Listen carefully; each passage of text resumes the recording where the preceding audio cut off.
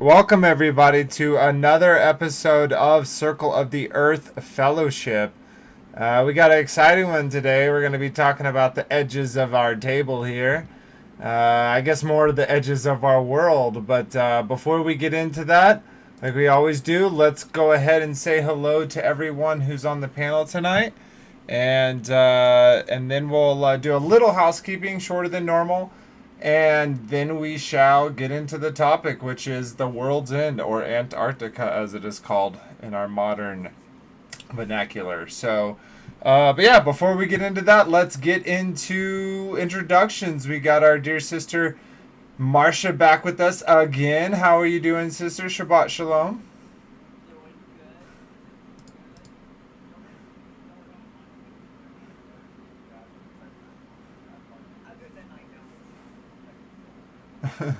You know, it's a whole bunch of malarkey. You just don't know how exactly it's the malarkey.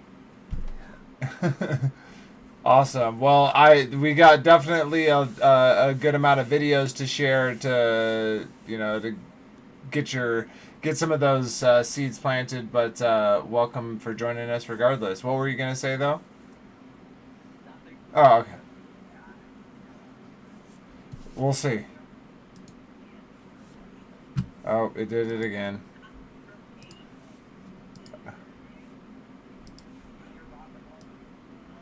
Oh, it's because it's on my. Okay, I need to know what I need to do.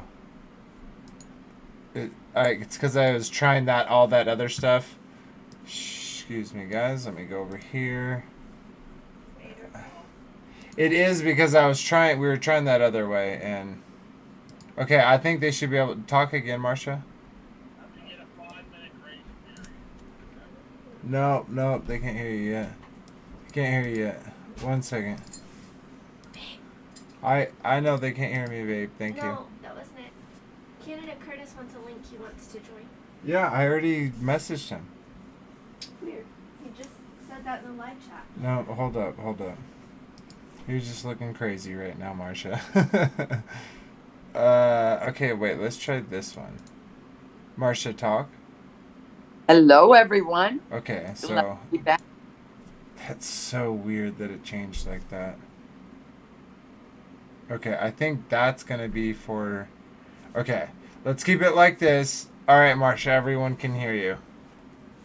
Did I do it again? Yeah, Hello, it's everyone. 100% working. Hi. Hi.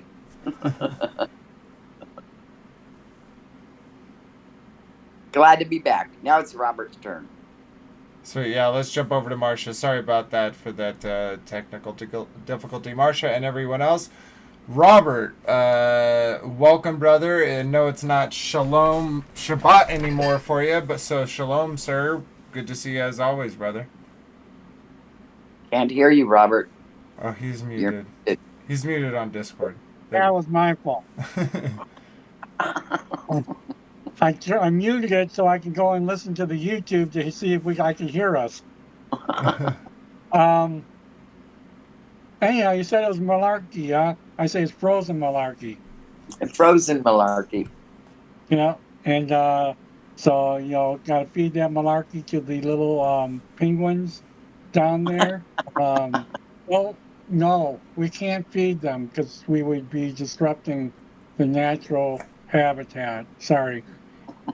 And crazy, you may not believe this here, Robert, but North Korea would actually agree with you, sir. So you have something in some, you have something you can, find peace with when it comes Yeah, to North yeah, Korea. Well, yeah. sweet. Gotta love Rocket Man. Okay. Well, welcome as always, brother. Let's jump over to Kyle. How you doing, brother? Good to see you as always. Yeah, I appreciate it. Good to be here. Shabbat shalom, everyone. Yeah, Antarctica. That's an interesting one to stumble upon when you're a glober because it's really hard to wrap your mind around all the problems with it. So I think we're going to narrow down on some of those, not referring to flat Earth, but it's just altogether. Antarctica is a very strange place. Historically, it's this place that man never went to, and now man can't go because penguins or whatever Friends. else is in there. Yeah. Exactly. So, love to get into it. Yeah, it's definitely going to be fun because it's like that place where it's like, oh no, they people go there all the time, but it's like if then you do any type of research, it's these very small portions of this supposed area, and even like in anything. Well, we'll get into that. That'll be one of the things we bring up here shortly. I won't go too far, but so before we do that, let's jump over to Frankie B. Frankie B, welcome, brother. You ready to talk about the world's end? Yeah, baby. I love the Antarctica discussion. There's so much gravy in it, and yeah, it's going to be an interesting show. Another good one. Put your helmet on, put your seatbelts on. Let's go. We're rocking. We're going to the moon, baby. No, Antarctica. We're going to the moon, Marsha. Antarctica.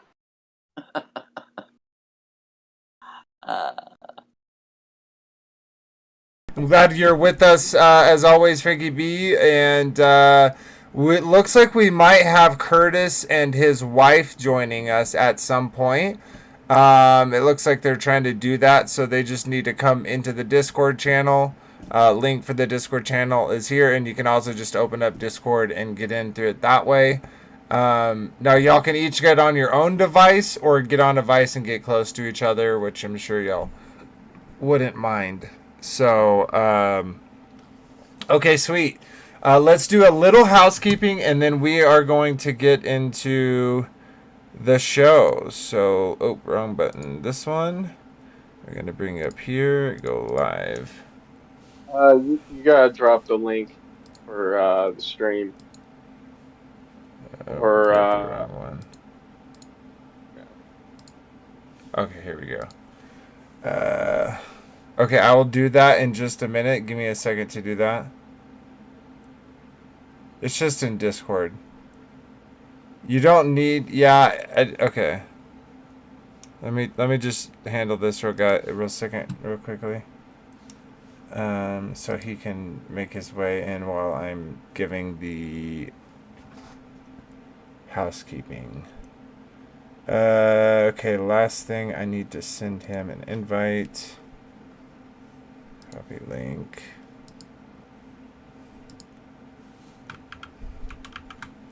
Oops. Okay, that should work for you, Curtis. Okay, let's get back to this. So, first and foremost, I'd like to shout out to... Oh. Giving the... Okay.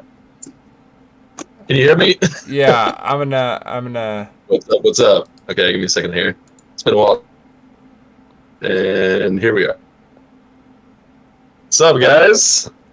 Okay. Hi. Introduce yourself before We're you just start. getting into the stream, so we're not interrupting, are we? Hopefully not. No, well, if you wait just 1 second, I'm just gonna do a quick housekeeping, and then we'll get right into the stream itself. Absolutely, brother. Okay, Absolutely. so over on... Introduce- We will, brother. Here we're real quick. We're also streaming on Take on the World, so please go check them out if you haven't supported them. They allow us to come onto their platform and share our puzzle pieces with their community. So I always like to show them gratitude by thanking them. And if you don't know, you're on Take on the World or over on Lighthouse. We also have our own channel, Circle of the Earth Fellowship. So if you're interested in supporting that, again, check the links in the description below. And if you'd like to join this or any other these type of discussions, the streams or the community in general, check out the Discord to do that. You also can support us either through merch or also we're on Lighthouse.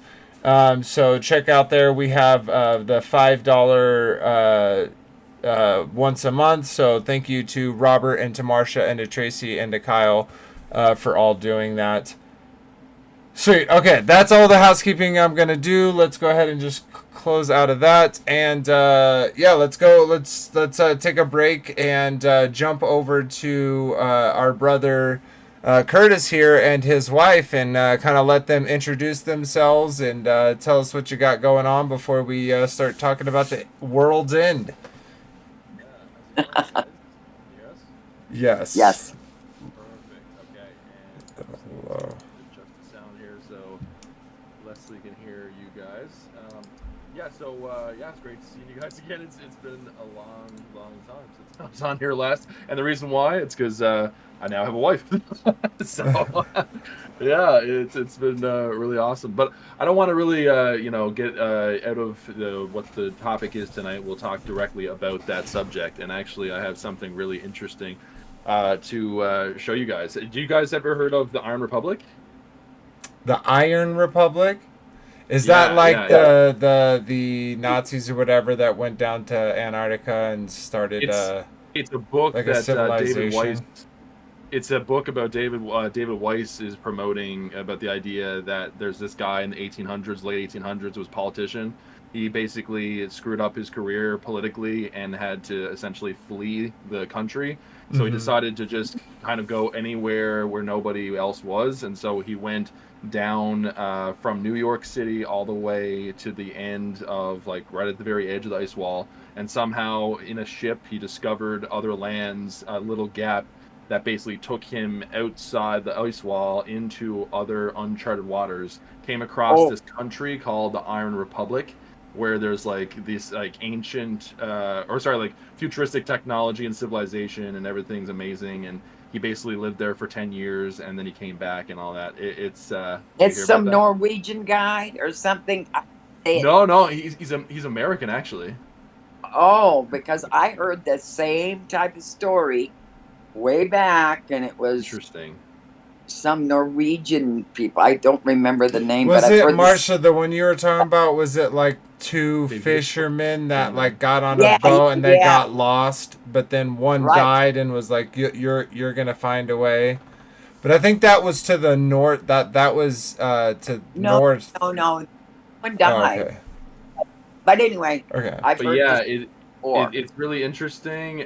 We could talk about it after, because you guys get the whole show and we Yeah. get the videos and stuff like that. So, but yeah, it's fascinating. So I'm just glad to be here. This is it here, by the way. Iron Republic Nice. by Okay. CL. Yeah. CJ it's Austin. interesting. Yeah, L Austin or CJ Austin. But I just want to say that this book actually, so I read essentially when he's on the land and everything. It turns out it's actually a controller book. This is not something that actually happened. I found that out. We'll get into that, but anyway, that's just sort of like a sneak peek of it. It's interesting. It's all about Antarctica. All right, move on, You Vader. would- Sweet. We'll get You into would it. figure it out after like Yeah. a couple chapters. There's a lot of indications that it's Yeah. not legit. For sure. All right, Gotcha. we're just glad to be here. Sweet. So So Yeah. yeah, let's get into it. We're excited to have you, and what a good reason to not be on the stream, to go find someone to partner with, through this life. for sure. Sweet. All right. So Antarctica is a mysterious place for many reasons. Admittedly, with modern scientism, much is left to understand and discover about this part of the Earth. As is reported, harsh conditions result in limited exploration.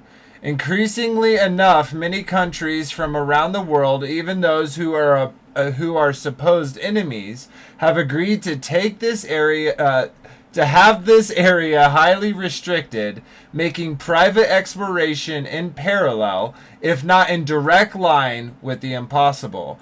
Looking back at this area in scriptures, recorded history, and within literature holds many interesting puzzle pieces of this area.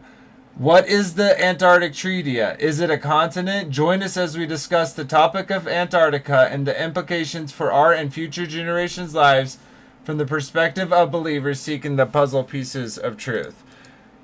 So that's a quick little snippet about what we're going to be talking about. We got videos and things to share. But yeah, before we get into that, let's kind of give it just a little idea of your understanding, if you have any, and what you kind of thought to maybe where you are now before we start presenting this information. I know, Marsha, you didn't say there was a ton that you could really talk about, but I'd like to take that spot as a newbie and kind of tell us what your thoughts are. Well, when I woke up, which was a long time ago, I did just understand. I didn't go in any depth on the Antarctica, but I knew that we were on the circle of the Earth, and it was wrong, and it's all bogus, and that's about it. And I never went in all the countries, and so I know the conspiracy behind it or whatever, but I don't know much more. I mean, I just know it's bogus. Malarkey. Yeah. And as kind of coming from that newbie perspective, don't you think it's kind of interesting looking at the entertainment that you've, seen through your life, how there's like a lot of interest put on, on that place as a whole? Oh yeah, and even yes, and I have heard what's that astronaut that kind of is goofy? Buzz Aldrin or Neil Armstrong? Yeah. Okay. And anyway, and everybody, kind of them going over there and why, so I don't know why. He's really buzzed and he'll use his strong arm. That was awesome when he punched that dude. But, sweet, yeah. And told the sixth grader, well, we didn't really go to the moon. And that's just the way it happened. Yeah, sweet. Well, sweet. Okay, well, I think we're gonna cover a lot of stuff, and I think there is so much interesting stuff with Antarctica and how it's almost erased from most people's minds, right? Like most people are on their continent, wherever they're living on the face of the earth, and they don't really think like, oh, what's over there? Like what happens if I just kept going that way? What would happen? And so it's an interesting thought to say the least. So, all right, well, let's jump over to Robert. Robert, give us your thoughts about Antarctica from your perspective and where you're at then to now. First of all, Frankie B, Francesca, and Wendy want you to get into the chat window. They want to chat. So anyhow, just get over into the chat. They want me in the chat?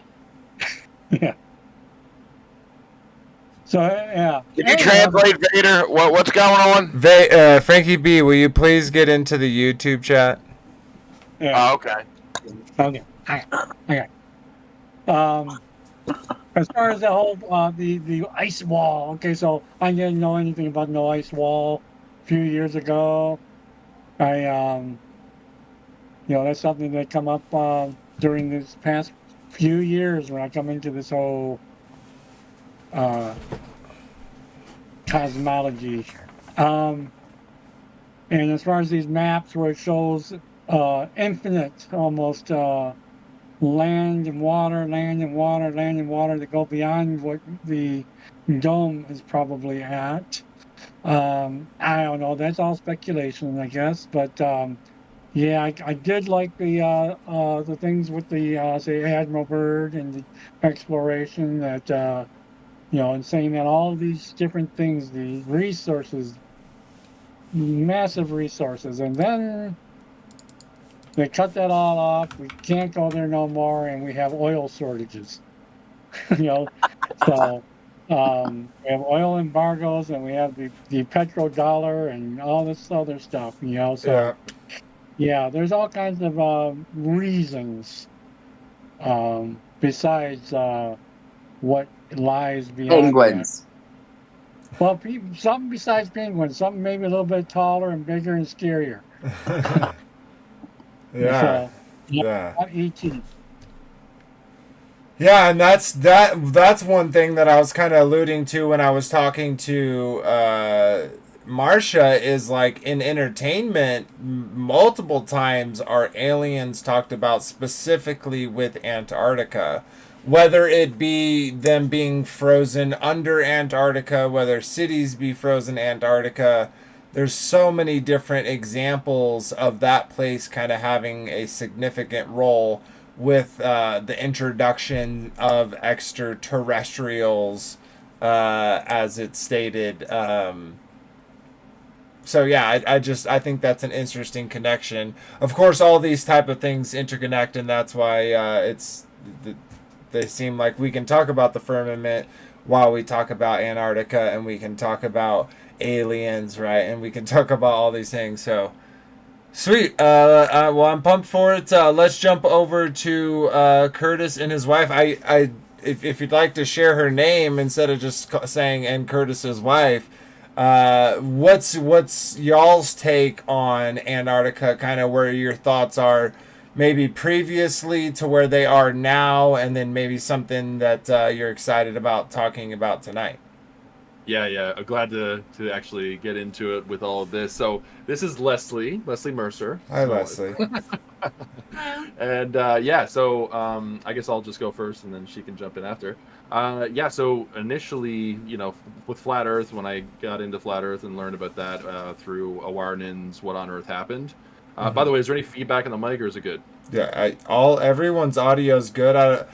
Let's a little low when he was talking. Okay. I'm not sure everybody else is in, but anyway. Real quick before I get everyone audio check. Please let us know if we're sounding good or if anyone's too loud while we're going through this. But thank you. Pretty loud too.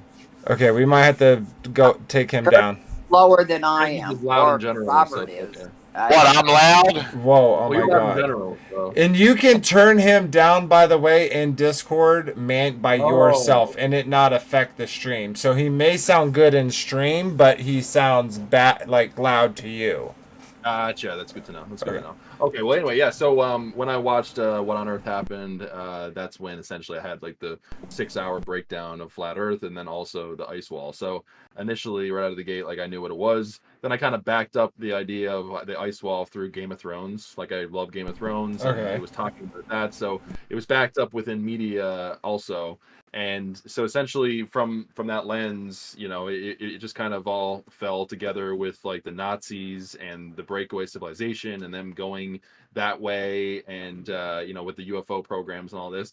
So and then of course with David Weiss, that's where when I started to get into his content, and he would talk about how when there would be ships. Did you guys see videos of him talking about ships and then them traveling the ships that were essentially you could see them on radar, that they would travel outside of like the known positions of like the landmass, and it would go in some direction out past somewhere. So there was something going on there, and my thoughts were that there was extra land past there.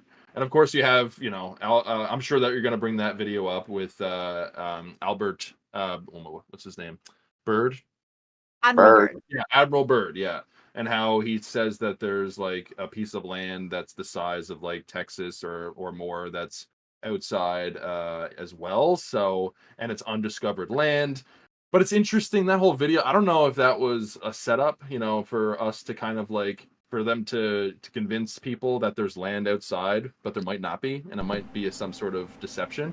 So that's where I'm at right now with things. Okay. And anyway, so that's my take on it. So how about you, Leslie? Jump on that. He went on live television in the 60s and essentially declared that there was all this land and it was outside the ice wall, and then he was found dead 6 months later. So it was maybe he was controlled, maybe he wasn't. So that's always kind of been in the back of our minds. Yeah. And so that's why Curtis got this, because we thought, maybe, Dave Weiss seems to know what he's saying. Yeah. So let's get this if he recommends it. Yeah. And so we got this, and I like to go into this for a second. Is that cool? Yeah. Well, before we do that, we'll jump back to you. We'll jump back to you. We'll go through everyone, but say one thing about go ahead. Buzz Aldrin. So just to go off what Marsha was saying. Yeah. Mm-hmm. When we talked about Buzz Aldrin going down to Antarctica to visit, did everyone track that when that was going on, in terms of he was tweeting while he was there, in terms of what he was seeing, and the tweets that were coming from his account, which may or may not have been coming from him, but it said it was him. Okay. No, I didn't. I don't really have any type of handle on Twitter and what's going on I there. don't either. It was just kind of all over the media, which I normally don't pay attention to, but it was Okay. really big. What was he tweeting about? He was tweeting, there's big darkness happening down here. You guys need to watch out. Something awful is happening. Watch out. And then that was like really kind of scary, ominous warnings coming from Buzz Aldrin's Twitter account. Never heard of that. So that was the end. And then he had a heart attack, and they airlifted him out of Antarctica. And that was the last we heard. That's interesting. So, Shut him up. right. Yeah, sounds So- like Yeah, and all the Globers that are like, dude, just go to Antarctica with us. Well, I'm not actually gonna go, but you should go. I'll pay for you. Like, what's the worst that could happen?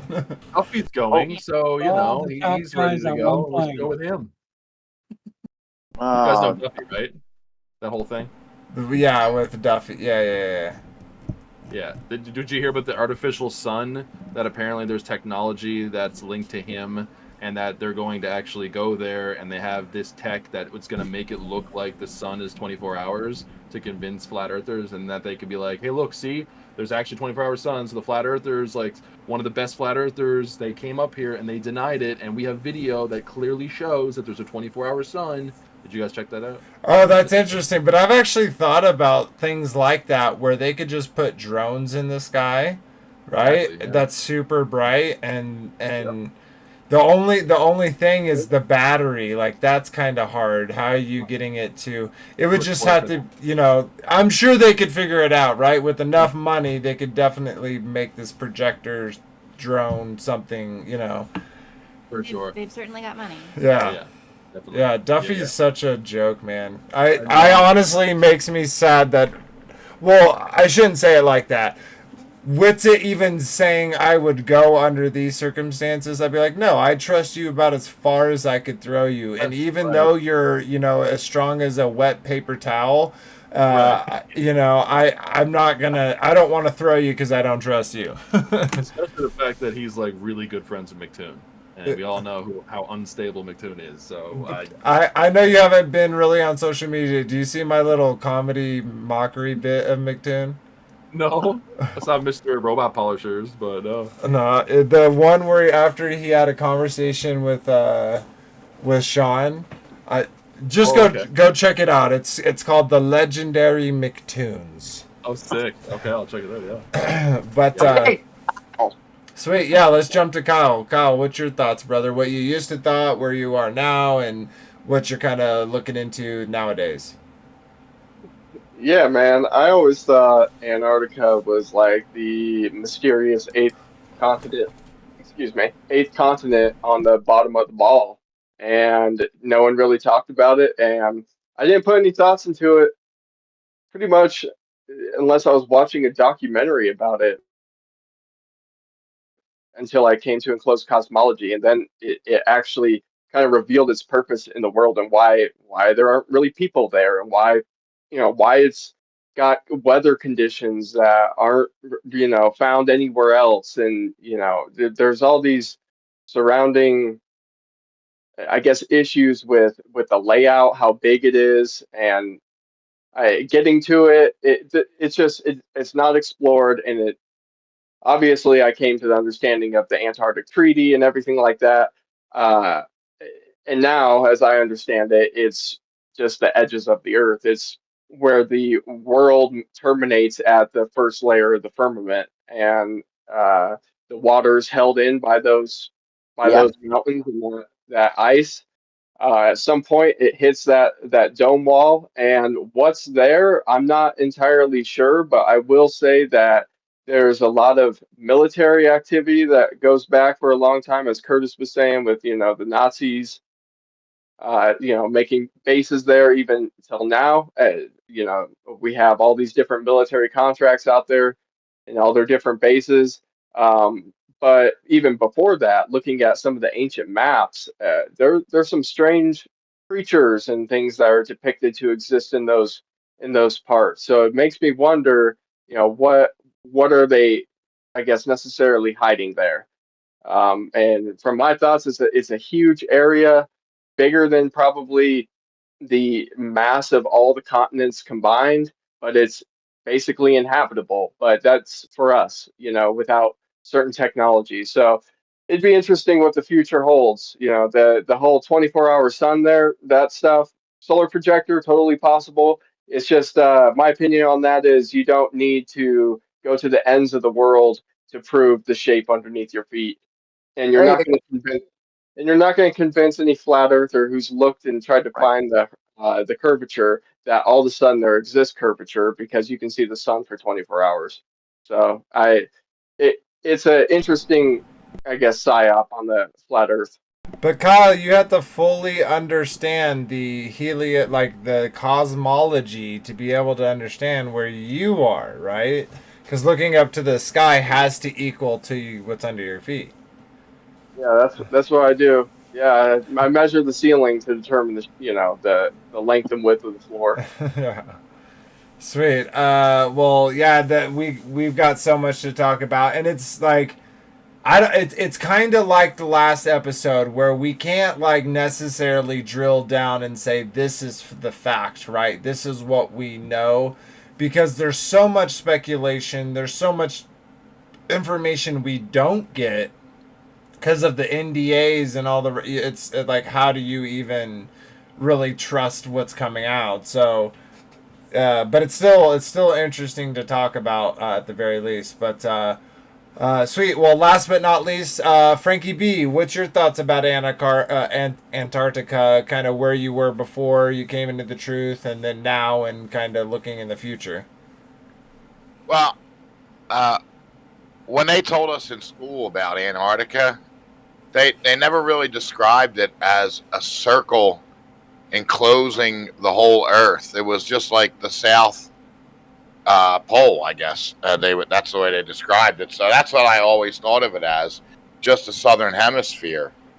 But when I came into Flat Earth in 2015 and started to see the decoder maps and all the stuff, the circle, the ice wall enclosing us, then it all started to make sense. And then I got into Admiral Byrd, going there and getting attacked by the Nazi, flying ships coming out of the water. And there also is a theory that the dome, or our whole existence, is rotating like a clock. You use the moon map, and the west side of the ice wall is always melting, because the theory is, and I also agree with this theory, is that we are shifting, and every age we move a certain amount. It's in the book of Enoch, how there's the North Gate, the East Gate, the West Gate, the South Gate. As we rotate in a circle through this realm, it's unlocking more lands, and I think they're discovering old world civilizations as they're discovering new islands, new land masses, and the theory is that it's every 2,000 or 25,000 years that we rotate. What? But I personally think it's every 200 years, because we went from the age of Pisces into the age of Aquarius in the 60s, and the last reset was in the 1800s. So I think every 200 years we are moving into new lands, or because it says that the Earth is like a scroll. It's like a flat piece of paper rolled out, and I think we are moving around it in a clockwise manner. All right, settle down, Marcia. Let me finish. For crying out loud, you. So that's my theories on it. That's the things that I have discovered. There's a lot of talk about Antarctica out there, so we're going to get into a lot of stuff tonight. And I'm so glad Kurt, you and your wife are here. Congratulations. That's an awesome testimony. I watched the video. And she's right. Preterism is true. She may not know the whole gist of it, but I am totally into the fulfillment of scriptures, and you just need to go down that rabbit hole with her. Let her lead you down that rabbit hole, because there's so much peace in it. Because everything that they're doing is all just a mockery of the scriptures. So, all right, Marcia, go ahead, unmute yourself and have at me. Okay, now the two things I disagree with Frankie with. That's all. Of course. All that for that. Okay, thank you. You know that. No, I'll say, I want to say one thing real quick to what you're saying.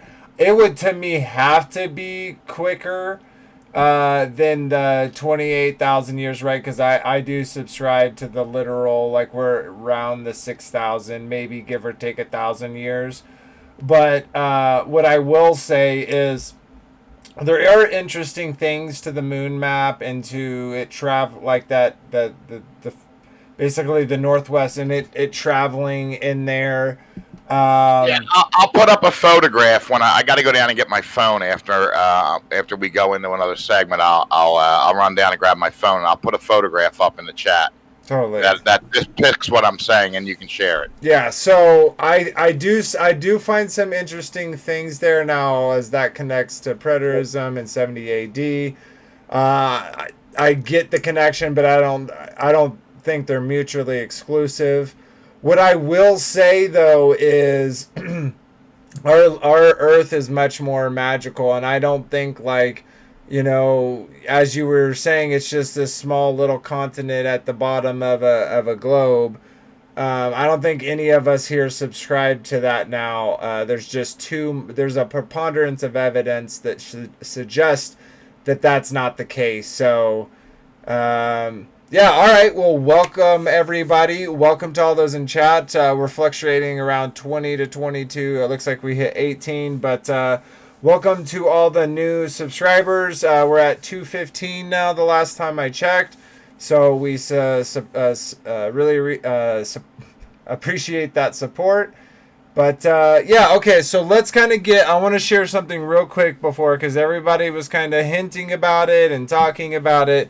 So let's go ahead and just get that out of the way, because it is kind of a big topic within Antarctica, and that is the Antarctic Treaty System. So I'm just going to read this. This is from the good old Wikipedia. And it says, the Antarctic Treaty and related agreements, collectively known as the Antarctic Treaty System, regulate international relations with an aspect to Antarctica, Earth's only continent without a native human population. It was the first arms control agreement established during the Cold War. During the Cold War? The people agree. Okay, what did they agree to? They probably agreed to, you know, something preposterous. You know, it's too cold there. Nobody wants to go there. Okay, but let's see. Designating the continent as a scientific preserve, establishing freedom of scientific investigation, and banning military activity. Isn't only military posts down there? Anyways, for the purpose of the treaty system, Antarctica is defined as the land and ice shelves south of the 60th south latitude. Since September 2004, the Antarctic Treaty Secretariat, which implements the treaty system, is headquartered in Buenos Aires, Argentina. The main treaty was opened for signature on the 1st December 1959 and officially entered into force on 23rd June of 1961. The original signatories were the 12 countries active in Argentina during the International Geophysical Year of 57 to 58. Argentina, Australia, Belgium, Chile, France, Japan, New England, Norway, South Africa, the Soviet Union, the United Kingdom, and the United States. These countries had established over 55 Antarctic research stations from the IGY, and the subsequent promulgation of the treaty was seen as a diplomatic expression of the operational and scientific cooperation that had been achieved. As of 2024, the treaty has 57 parties. So it started with 12 countries. It is now at 57. So let's click this. We'll come back. Really? I thought there was like 100. That's how many countries the Jews were kicked out of. I mean, sorry, completely different subject. But let's see here.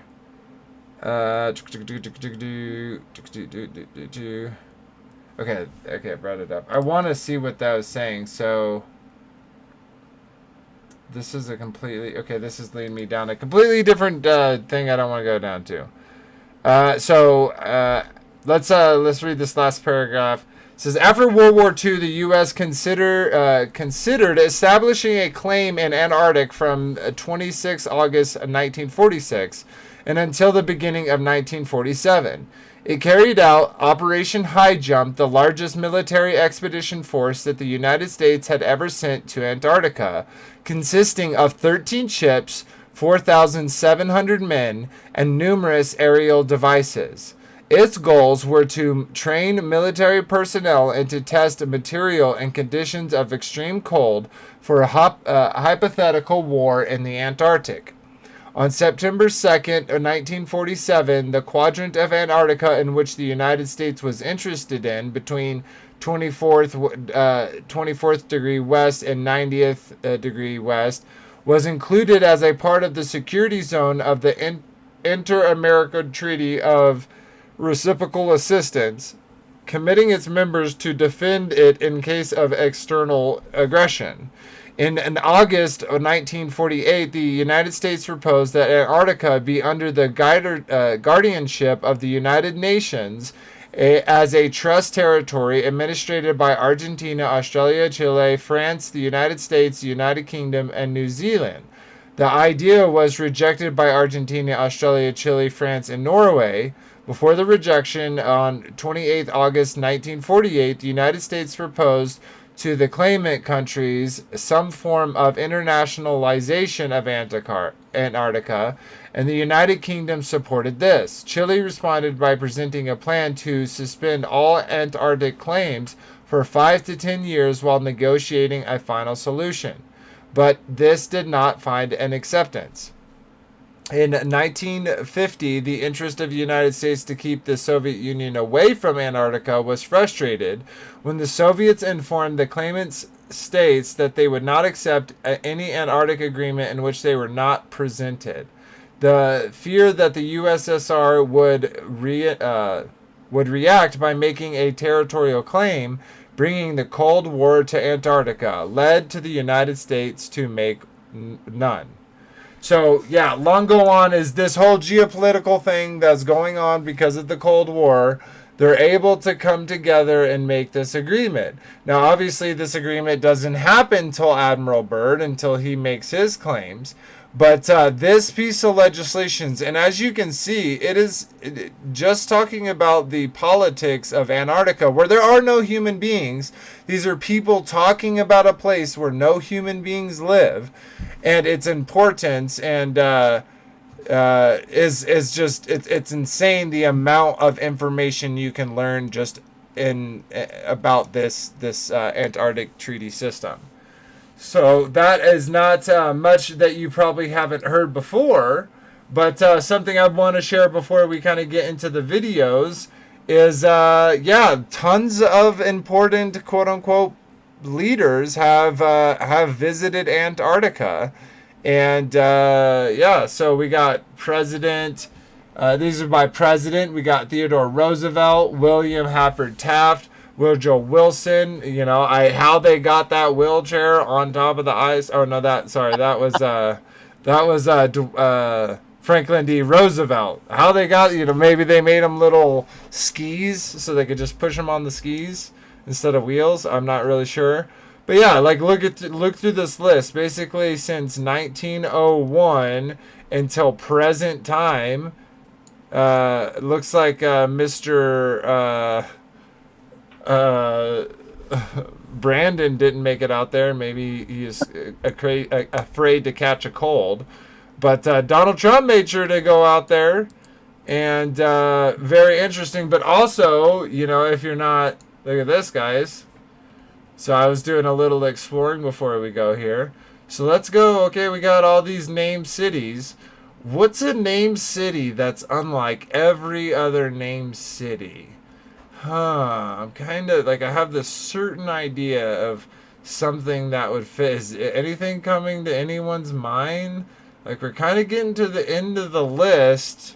Is there anything that anyone... Oh, what's... You got land of southern mountains. Or Oh, the Crystal City? The Crystal City? Is that what you're talking about? What is the Vatican City? Let's see here. Oh. List of foreign leaders by Holy See. Oh, Pope. Okay, this is all since 1965. We got Pope, Pope, Pope, Pope, Pope, Pope, Pope. Even Pope Francis has taken some time to go down there. There's also, let's see here. I want to go back. Home. Oh no.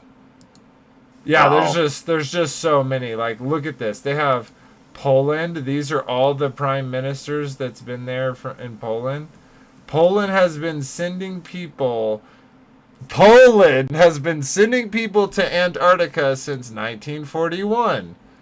Let's see here. What about Nepal? Nepal has been sending people since 1960. All right, let's see what else. Liechtenstein sounds like a fake place. Oh, well, Prince Joseph II went in 1979. Pretty interesting.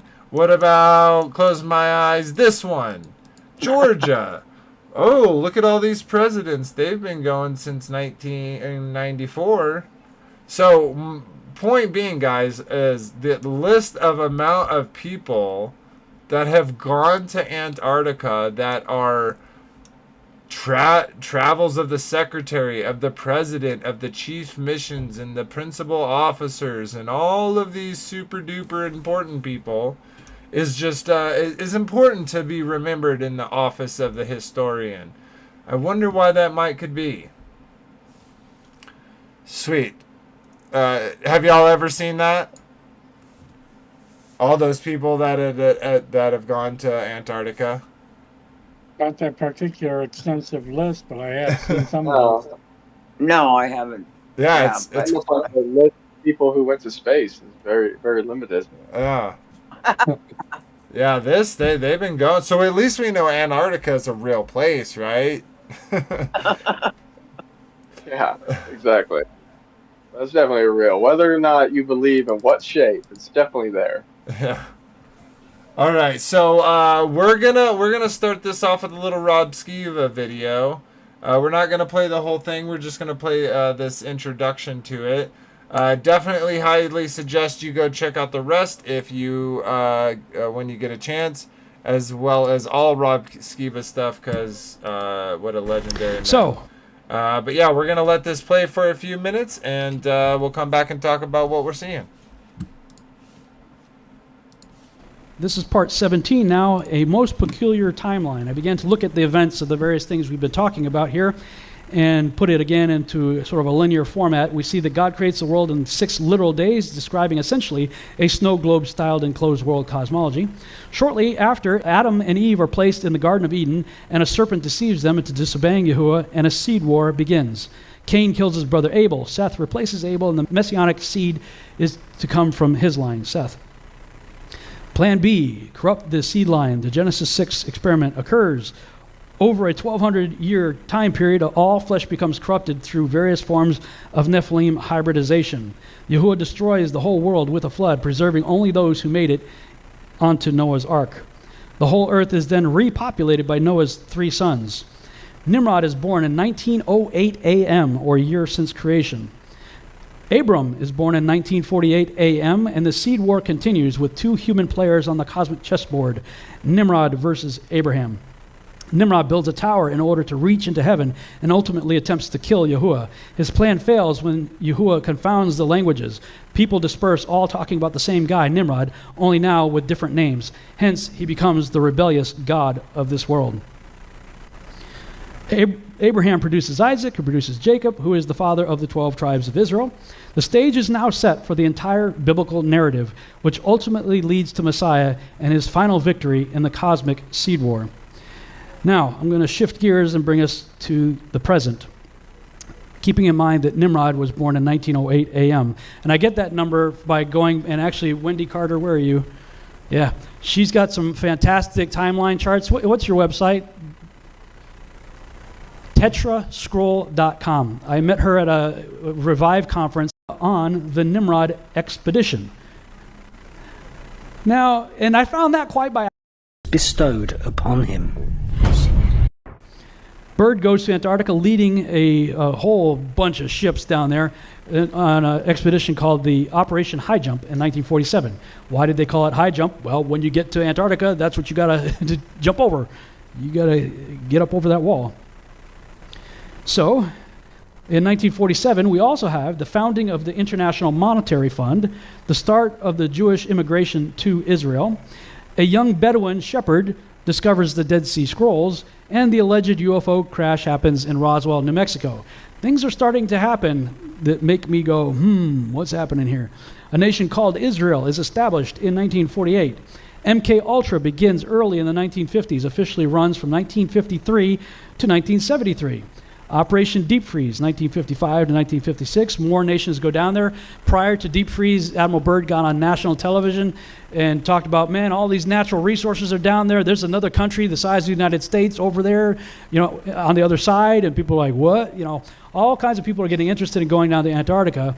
But then something changes as a result of that mission. Sputnik is launched in 1957. Both NASA and DARPA, how many of you guys know what DARPA is?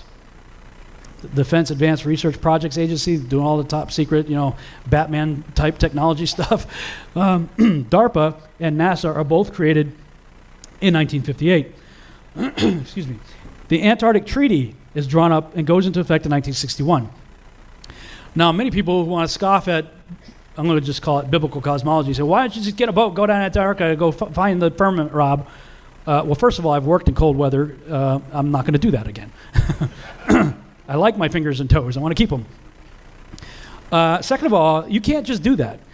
When you look into the regulations of the Antarctic Treaty, and that's why I had made a statement that anybody who signed the Antarctic Treaty, all those nations would be quote-unquote in on it if there is in fact a conspiracy. Anybody, and there's many nations who did sign it. You can't just go down there. Yeah, you could go there. You could charter a boat, whatever, go down there. But you can only go where they allow you to go. And the requirements that you have to go through, the paperwork and everything, if you can even get that far, and it's very expensive, good luck. If you can even get that far, you will only be allowed to go where they let you go. You can't just go wander off. And those who have tried, they either ended up dead or, arrested or taken away or what have you, disappeared. So look into the Antarctic Treaty if you want to know more on that. Some knucklehead out there has put together a $100,000 flat Earth challenge for Rob Skiba. Okay. Whole thing of well, let's watch this real quick because I think it goes in really good with Duffy. Okay. This is just. First of all, I don't believe that these people have that kind of money. Second of all, it would cost more than that to go down there and do everything that needs to be done. Third of all, I have no interest in going to one of the most hostile places on the earth, and it's extremely dangerous, and I have no interest in going down there. I've already been convinced. I don't need to go do something as stupid as that for some idiot that's trying to offer me $20,000 a year for 5 years that he doesn't. Who wants to bet this was Duffy back then? Probably. That's a good point. Probably, yeah. This was Duffy back then. I almost guarantee you the same type of thing. Just throw big money at it. I'll pay for the whole thing. I'll give you all this money, and you'll prove that it's yeah, okay, thank you, mysterious benefactor. You wouldn't have any reasons to be a little shady here, would you? Even have. Yeah, I got to show you something else. Just for those people who, are upset with me calling this guy an idiot. Let's see. As Forrest Gump said, stupid is as stupid does. This is just one of many reasons why Listen to this genius. Got to go out there and look back. And you'd have to be 200 to 300 miles out to be able to look back and take a decent picture and get the whole thing or close to the whole thing in one shot. That's really difficult. That's hard to do. But to prove that the Earth is flat, all you have to do is go to Japan on the flat Earth model. Go to that Japan. Of course, the problem is, I don't know how you're going to get to that Japan because Japan isn't there. That's not where Japan is. To get to Japan, you'd have to go to LA, jump on a flight, and fly west, not east, but west. So that's, you got a problem right there. How do you get to the Japan on the flat Earth model? So, but let's lay that aside. Let's say you could get to the Japan on the flat Earth model. Let's say you could do that. All you have to do is find a high place or a low place because the Earth is flat. Remember, it's flat. The whole thing's flat. So all you have to do is just go to the flat Earth Japan and just look out over the flat. Because water water finds its level, right? Water doesn't curve, right? So it's flat, right? Okay, so all you have to do is go to the flat Earth model Japan and just look out over the ocean, and you should see it. You should see a rim of ice circling around that part of the Earth if it's flat. And it would also be easy to charter a boat or a ship and just go out there. Easy, so much easier to prove the Earth is flat than it is to prove the Earth is a globe. If your criteria is, well, we want one shot. Need I say more? Wow. Alrighty then. That's enough of that. But just to go into Duffy, like that whole, you just do this one thing and it will prove it. It's like, no, the great deceiver is a good deceiver, right? That's why he's called the father of lies, is because he's not telling you lies that are easily, dismantled. He's going to tell lies that are very good, are very good lies that deceive many. And so just thinking that you can do this one thing and prove it either way, it's interesting to me. Of course, I believe that we do live on a plane and not a sphere, but that's kind of off track. Anyways. Well, the whole thing about flat Earth and saying everything has to be flat, like there can't be mountains. I mean, that's not, I don't know, how ridiculous. I think that's what he kind of was saying, wasn't it? I don't know. So, yeah. And I who Duffy is. He's the guy. He's the guy that's going around and telling people he will pay for them to go to Antarctica to film the 24-hour sun. Oh, that one. Yes, I remember. Yeah. Okay. Oh, got it. With the smile on his face the whole time. Never. My camera's just. Okay, there we go. Yeah. So let's check this out real quick, and then we'll talk. Travel is not allowed under the Antarctic Treaty system. That fact alone should cause any thinking person to begin questioning our official models, because something big is being hidden from we, the plebeians, and we're not talking about penguins. For most flat earthers, based on the information that we can reasonably gather, Antarctica constitutes the outer rim of the known world. In other words, Antarctica is likely the shoreline to all of the world's oceans. Like a ring magnet, north constitutes the center of our flat Earth map, and south is every direction away from the northern center. And before I get a dozen comments claiming that such a magnet is impossible, here's a ring magnet shown here. Notice that south is in every direction away from the center north magnetic pole. This is where the 60th south parallel is on a Mercator map. This is the 60th south parallel on a potential flat Earth azimuthal equidistant map. It seems that Antarctica constitutes the circular shore of the known world. So, demanding that I take a picture of a possible edge of the Earth, if any, requires me to not only travel below the 60th south parallel, represented by the circle, but also to cross the entire breadth of Antarctica. According to official numbers, Antarctica has a diameter of roughly 3,400 miles, and so that means our trek will include a long boat ride for hundreds of miles below the 60th south parallel, plus a minimum 6,800-mile round-trip hike across Antarctica. That's assuming the official model is correct. Maybe we could fly to one of the ceremonial pole areas, but that would still leave at least a 3,400-mile hike. In addition, we wouldn't know for sure whether the plane trip itself was interfering with our results, since the pilot would have to follow a designated path outlined by the Antarctic Treaty System, and who truly knows what direction that is until we get there. In order to be fully confident, we would really need to stick to the ground and have control over our own pathway, where we can control our direct southerly route opposite of the northern magnetic pole. Now, whether Antarctica is a smaller continent next to the outer rim, or whether Antarctica is indeed the shoreline of the known world, I don't know the answer. Flat earthers don't have a government budget to spend $1 billion to hire hundreds of cartographers and fleets of boats and planes to map the entire world. But even if flat earthers had the money, we would still run into the Antarctic problem, which is the point of this video. So, what is the Antarctic problem?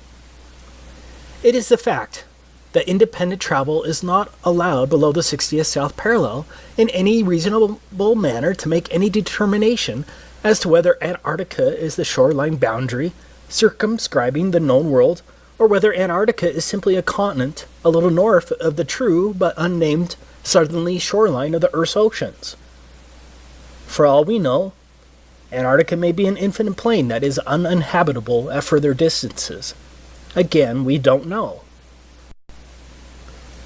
But, as I will describe in this video, I suspect that Antarctica is the shoreline circumscribing the known world due to the unbelievable restrictions placed on travel there. Excluding a couple of questionable claims, the total lack of north-south circumnavigation only proves the same.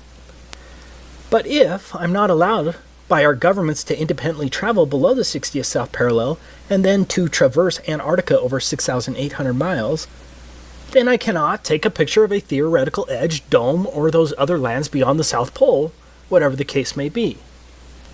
But you probably don't quite grasp how much area is really being blocked off under the Antarctic Treaty System. Let's look at it from the alleged 60th north parallel, because this will give you an idea of the tremendous area blocked off to independent exploration. This is the area of the 60th north parallels. As you can see, the 60th north parallel includes all of northern Canada, Alaska, much of Russia, including St. Petersburg and other major cities, Finland, Sweden, Norway, Iceland, Greenland. It is huge. Now, why in the world is this much area blocked off at the south? Do you really think it's because of penguins?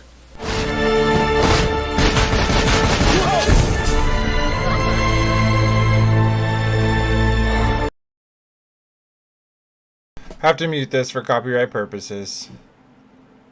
Are they trying to tell us? And we have got to do Sorry. something about it. We suggest a ban on all marine harvesting. Do you think the child propaganda from Happy Feet is true? The Antarctic Treaty was executed in 1959 and has been in place ever since. Think about it. No country had any real alleged concerns about the environment at that time. One of the more interesting facts is that the Soviet Union also ratified the treaty, and did so from the beginning on December 1st, 1959. Do you really think the Soviets were truly concerned about the penguins and the fragile Antarctic environment? In other words, America, the USSR, and the rest of the major countries of the world remain partners in generally closing. You can tell how real this footage is, because how fake it looks. If you were wondering here, I'll jump it back a few seconds. Everyone, if you were wondering whether this footage was real or not, it is real because it looks so fake. America, the USSR, and the rest of the major countries of the world remain partners in generally closing Antarctica throughout most of the so-called fake space race, the Cuban Missile Crisis of 1962, the fake moon landings, most of the Cold War, the Vietnam War, the Six-Day War, the Soviet-Afghan War, and the collapse of the Soviet Union, which at that time Russia continued as a signatory in 1992. That's some peculiar cooperation transcending international conflicts, don't you think? Do you really think that the vast resources and strategic military benefits of Antarctica were multilaterally put aside because of penguins? Even North Korea has been a signatory since 1987. For some strange reason, the Antarctic Treaty has remained sacrosanct for nearly 60 years, regardless of worldwide conflicts. For the reasonable, objective person, alarm bells should be going off right now. As I was preparing this video, I found something else that's interesting. Transcending international conflicts. Out of all the flags of all the countries across the Earth, do you really think that the vast resources and strategic military... Guess which one only shows a map of the country as the emblem of the country? You guessed it. Only one. Antarctica. Yeah, the one country they want you to know the shape of.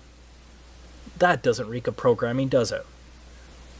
Let me make this clear from the beginning. Travel to Antarctica is more difficult than travel to a military base. Sure, the military base may have a visitor shop near the entrance, but if you go beyond that visitor shop or another designated travel area without clearance, you're going to get arrested, or something worse. I'm sure I already have a few globe shields ready to pounce, armed with various inanities to counter my statement, but let's ignore the global spin. This video is about evidence and facts and the reasonable assumptions based thereon. So let's decide to take a theoretical trip across Antarctica to find the edge, if any.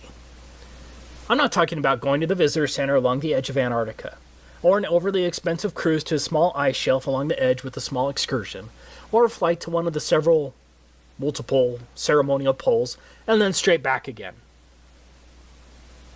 Yeah, that's not strange at all. I must reiterate, because I will get a dozen comments telling me to take a cruise or that someone's best friend went to Antarctica. I am not talking about a trip to one of the few designated tourist locations of Antarctica. I'm talking about a real trek, pointed directly south across the entire 3,400-mile breadth of Antarctica and back again to determine whether Antarctica circumscribes the known world and to possibly determine whether there's an edge, a dome, or whatever, and then take a picture of it. I'm talking about repeating the trek of Admiral Byrd and discovering that area as big as the United States that has never been seen by a human being on the other side of the South Pole, full of minerals and such just waiting to be explored. But strangely enough, there is left in the world today an area as big as the United States that's never been seen by a human being. And that... Did you see it, Admiral Byrd? Because are you human being? Beyond the pole, on the other side of the South Pole, from Middle America. And I think it's quite astonishing that there should be an area as big as that unexplored. Okay, let's get started with our theoretical trip. So what is required to trek across the entire breadth of Antarctica?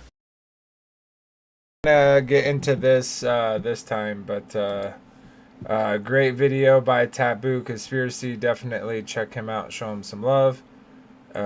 Great shares there, Kyle. Okay. Sweet. Okay, Robert's got some videos for us. Let's check these out. Well, before we do that, let's kind of talk about what Taboo Conspiracy had to share before we get into these next set of videos. So, I think it was a very good video, very succinct. Taboo Conspiracy does a super good job. And yeah, it's not like they make these statements which are pretty much hand-waved dismissals.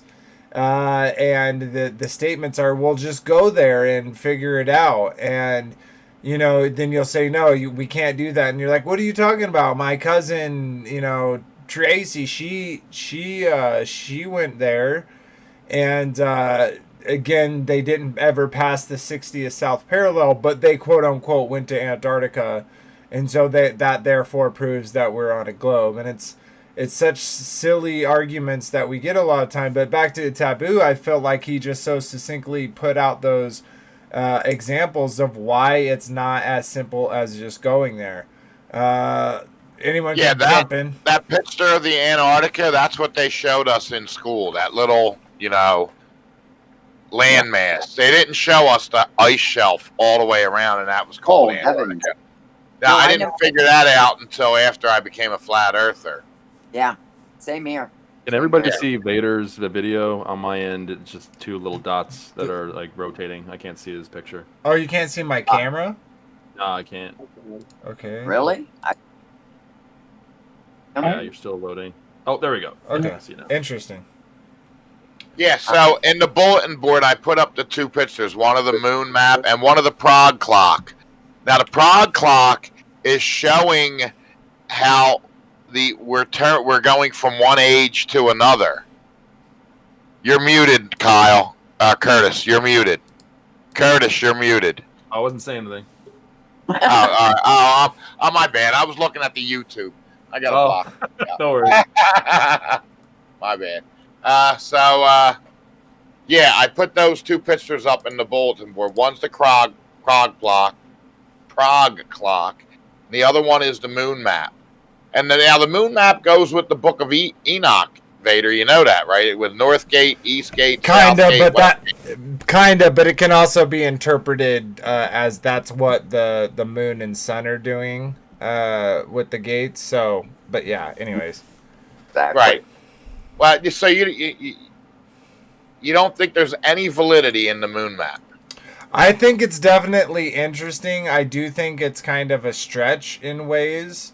Really? Yeah. I think it's right on, man. It just makes so much sense. It's not right on because you can't show me all that other land. So basing it upon the moon map. Of course we can't see the other land. We can't go beyond the Arctic wall. I get that, but we can't go that high to look and see on the other side of the dome. So, of course you can't see that. It's the only thing we have is speculation.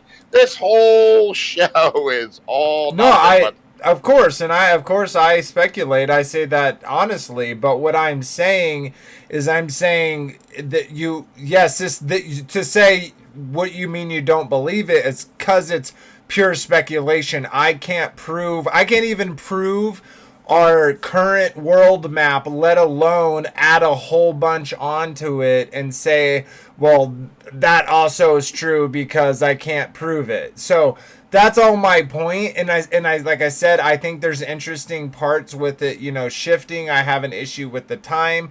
And even with the time, it's like, okay, then where is there actually a holy city? Because if you go by your time and you track back, 6,000 years, is it still going to be in Jerusalem? Or are you saying Jerusalem as like that actual land that's in Scripture isn't actually important? It's just actually we don't actually know where Jerusalem really is. It could be on our continent. It could be in Africa. It could be in Asia. We really don't know. They've lied to us so much.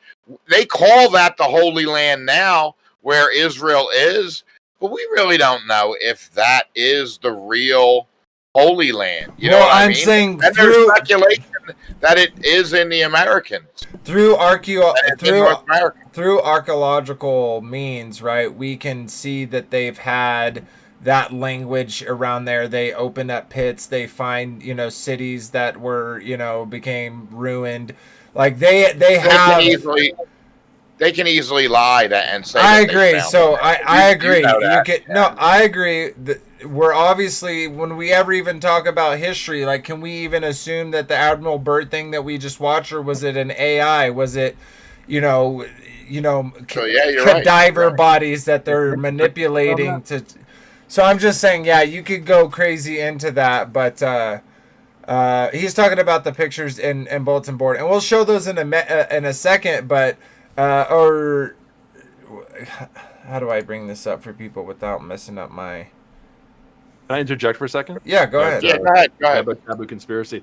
Yeah, so I noticed that he brought up that you've seen that before in the left top corner of the screen when he was showing that map with like our continents, and then outside it was actually from a Hawaiian newspaper clipping that showed like back in the 1800s there was these known lands outside of our known world. And I noticed that Taboo Conspiracy was showing that and highlighting that, and so was David Weiss. And that actually goes into this particular part of the book. When can we get to that? I wanted to share with it's actually a pretty quick thing. I think that's it matches up exactly with what we're talking about. So feel free to lay it on us. Yeah. So basically, I was going to read this full book because I wanted to know if there was actually validity to it. I was going into this being this could potentially be 100% true. And the fact that David Weiss has been promoting this like on every single interview that he's done, he talks about how, and also Taboo Conspiracy said the same thing, that the known world, the Antarctica, is the shoreline. By saying that is implying that there are lands outside of the shoreline. But that, like, to actually say that is to kind of like basically have that stamp of approval of, oh yes, there's definitely lands out there. But that really supports the idea, and David Weiss has been on so many shows, especially New Age shows, talking about the idea that there are extraterrestrials outside of the known world, and that's essentially where the real people are and all this stuff. Anyway, so the book that he supports, I decided to buy it. I read up to page 47. It's about this guy. His name is Barrington. He was a politician in New York, and essentially he, not New York. It doesn't really matter. He was a politician in the United States somewhere. It was New York. It was New York? Yeah. Okay. New York politician. Anyway, so he basically screws up his political career. Everybody hates him, and so he decides to travel away, far from anybody that knows him. So he takes a boat. He has like a lot of money saved up, essentially, and so he takes a boat and a crew, and it's in the late 1800s, and he goes out to it's called Victoria Land. There's the volcano that's mentioned in the book. I forget the name of it right now, and to go to it takes a second, but essentially, an Arctic region, New York, Captain Brent's his name. But anyway, so he goes to this land, and then he finds an opening. He finds an opening in the wall, basically. And so they get sucked through the rivers, essentially, at that point, are so massive, and, the stream flow or whatever is so, intense that they get sucked through. And then they travel along this route, like, through the wall, which is about, what was it? 45 miles. 45 miles, they said. They traveled 45 miles, and then they ended up in uncharted waters.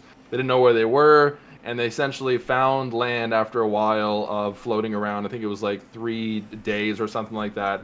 And they came upon this land where it was like this city that was like totally... No, it was like a few months. Okay, yeah, sorry, a few months, whatever. whatever. 45 miles through this opening of the ice wall, which was, just past Victoria Land, which is, if you know Victoria Land, it's between the 80th, you can search it up on Google. It's between 80th and 90th latitude markers. Yeah, right there at the ice wall. If you go past New Zealand, that's where it is. Yeah, but anyway, so essentially they get to this land mass, and it's this civilization, and basically he goes there, and it's this massive city that's like futuristic, and he talks to like the main like politician there that's like kind of like the mayor type character, and he basically tells him that, oh no, this place, it's called Iron Republic, it's not the United States. Basically, Iron Republic was formed from people that were American that came to this world and then started this new civilization.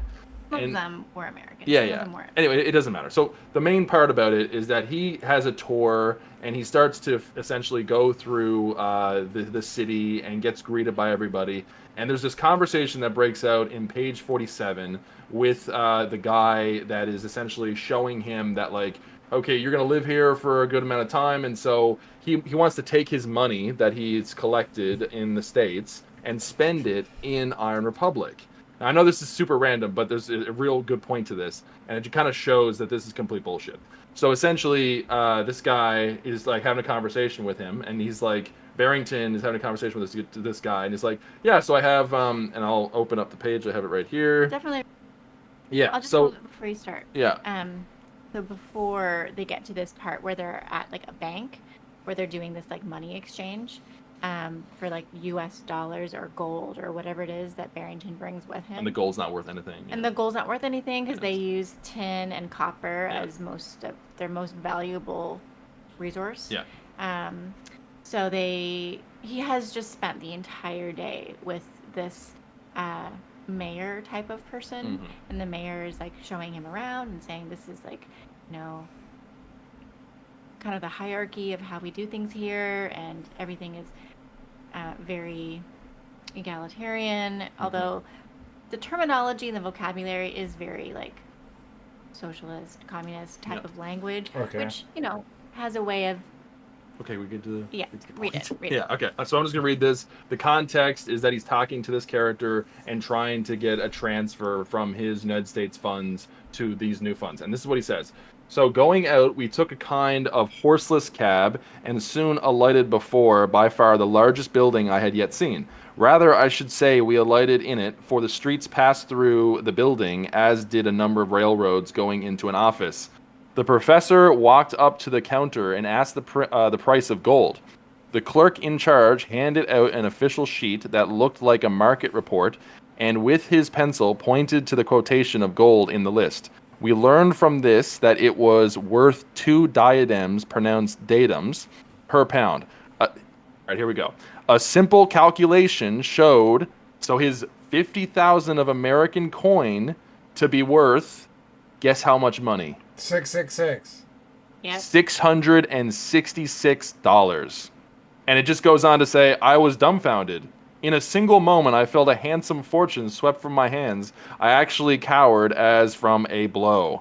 And it just goes on. So this is supposed to be a real story about a guy that goes to this so-called land outside of our known world, and somehow the money that he has in the States equals out in transfer to $666. This is full of garbage, every bit of it. And this makes me realize and truly believe that that whole idea and concept that there are known lands outside of our known world is total bullshit. And it's meant to basically lure people away from the idea that there is a creator. Because guess what? I think some point they're going to come out and be like, yeah, the earth is flat. But guess what? Actually, there's extra land outside, and that's why we didn't tell you about it. So here you go. This is the extra land, and then we're going to open up the world to you guys and all that stuff. So I think it's a known deception. But anyway, I just want to say it is interesting in the book series that was turned into a movie series. Gosh, I just had it on my top of my oh my gosh, Divergent, the Divergent series. It eventually goes on to say, like, so they're in Chicago, but outside of Chicago there's a whole nother civilization that's way stronger that has been watching and keeping tabs on these people within this experiment. And so interesting. And so the experiment is basically to see whether their genetics are pure, whether they're clean or dirty. Right. And isn't it amazing that, like, I think the Father uses all the movies to, like, give us a better understanding of what truth is, because when we hear about these agendas, the controllers always have to put it out in their films as predictive programming. Yeah. So the fact that you can just remember that out of the gate, it's like, oh yeah, that was the same thing with preterism, by the way. Is Prince Caspian, Narnia, the second movie, they actually talk about how, oh yeah, no, there's destroyed buildings and you don't actually realize it because your kingdom was destroyed long ago, and here you're actually right there in that moment seeing it now. Anyway, I don't want to get into preterism and all that, but yeah, it's just another example of, like, movies and how they can, really check all that. Yeah, you just because they put a clue in there, you can't really say that there isn't lands outside of this realm and take away from God's creation. Because they're always putting their symbolism in everything to throw us off, because they know they're on to us. They know that we are on their tail. We know that they know that we're awakening, and we're awakening people around us. And that is conjecture, though, to think that, we don't really have any evidence to show that there are lands outside of our known world. It's all speculation, and we know that the enemy is so deceptive, so he's going to come up with ingenious plans that mostly all human beings, especially ones that don't have the righteousness of God, will fall for immediately. And I honestly think that David Weiss is one of those guys, and I don't think that he's I was gonna say I don't put too much trust in, like, I hope all the best for him, I pray for him, but there is some elements of him and Jeranism and other channels that I don't get the right vibe from. They're doing good work, from an outside perspective, but at the same time it's a little convoluted sometimes. But yeah, all right, let's share some more videos that we got here, and we'll talk about it after. So let's check this out. Antarctica a continent? Or is it an ice wall encompassing the level Earth that we live on, containing the water? Because water always needs a container. It always lays level, dude. Like, everybody knows this, right? Water on a lake, water in the sea, water in the pool. Let's see, level at the top. It's all level, okay? And then you've got this. Like, big problems, guys. No container and no level water on this curved oblate spheroid, ellipsoid, pear, whatever you guys believe it is. And by the way, this is CGI. This isn't a photograph. This is an image produced from a computer. Big difference, guys. Big difference. But anyway, if you didn't know, we don't have a working flat Earth model because 1, we're not allowed to go to the North Pole, and 2, we're not allowed to go past the 60th south latitude right here. And you can see the maximum penalty down here in the red box. I know some of you guys are real thick. You really want a spoon-fed to you. This is the Antarctic Treaty. The provisions of the present treaty shall apply to the area south of the 60th south latitude, including all ice shelves. Keep reading if you please. Also, is there a dome out there? The firmament? Dome, Valkyrie Dome, Dome Argus, Dome A, Dome C. I have no idea if there's a dome. Again, we're not allowed to go out there. But do you guys know who Captain Cook is? And you probably haven't heard about James Clark Ross, because the indoctrination camps we all went through, we called public school, definitely didn't teach me about him. They circumnavigated the Antarctic wall. It took them 3 to 4 years on a boat, and they tracked 60,000 miles. And again, this thing's supposed to only have a shoreline of 11 to 12,000. How did they manage to go 60? Why would they lie to us? Do you know how much resources could be out here? Oil, fish, food? Maybe they're not being ran by pedophiles? I don't know. I just want to say something real quick. People always talk about other resources and stuff. God, the amount of resources that the state of Minnesota has is unimaginable. The amount of resources that untapped resources that America has is unimaginable. Everywhere in the world there is untold amounts of resources. Look at one mountain and think about how long it would take to take apart that mountain. We're not in some globe where there's only so much to go around. We're living in a world that is overflowing with milk and honey. Just want to Zachariah, state can that you real just quick. go back for a second on that video to that map that he was showing? Yeah. See, he's doing the same thing. He's kind of like sharing this idea that there's land outside of our known world. I don't know. It seems to be like a common thread for a lot of flat earthers these days. Thank you, Ed Joe, for the subscription, buddy. Appreciate that. Sweet. So, yeah, I agree. This is pure speculation. That's why, you have these copy and pasted, elements, because it's like, yeah, we literally have no idea what could be out there. And this kind of goes to the firmament. Like, is this the first layer, and this is the second layer, and this is the third layer, or is this is this inside the second layer? There's so many ways that our world could actually be that. Because, like he's saying, we can't go there, we can't explore, so we can't come up with a model. The issue was with the Iron Republic. He was saying that the civilization was perfect. It was like a place that everybody was amazing and the technology was fantastic and everybody was living in harmony, and it was actually like a social system as well. So it's kind of pushing this idea that everything out there is perfect, but we know that all of humanity is corrupt. So it just kind of flies in the face against scripture. Any people that would be out there that quote unquote have a utopia, they're probably not human. Yeah, exactly. Maybe they're not. Sorry, that was an accident. There was this one last thing. It just reminded me of. Have anyone of you guys seen Free Guy? Being ran by oh, dang it. Yes, I have. Yeah, so in that movie, towards the end, they find paradise, and it's like them traveling on this bridge that's out past the water, and then they get to this land that is amazing, and everybody is perfect. So that's interesting too. I don't know. Yeah. Totally. All right, continue. I don't know. NASA stands for not a space agency. Just a bunch of gatekeepers, guys. Just a bunch of gatekeepers. And before you say, dude, you can go to Antarctica. You can pay to go there on a trip, man. $13,000 to do this. And look at this. This is where they're taking you. Go around little island. Look at it from the bigger picture, guys. But don't just blindly believe me. I'm just a guy on TikTok. You should definitely do your own research. But if you want more content like this, in my opinion, check out my link tree in my bio. That is a really good point. Excuse me, I'm choking on my spit. That is a really good point that he just said is, don't believe me, do your own research. Isn't it interesting how those seeking for truth will be like, hey, don't believe what I'm saying. Go look for this into this stuff for yourself.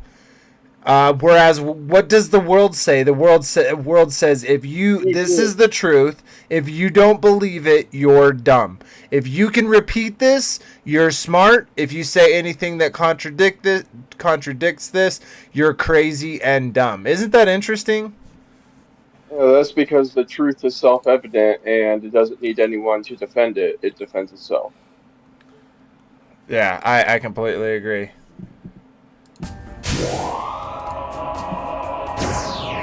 This is from flatwaterflatearth.com.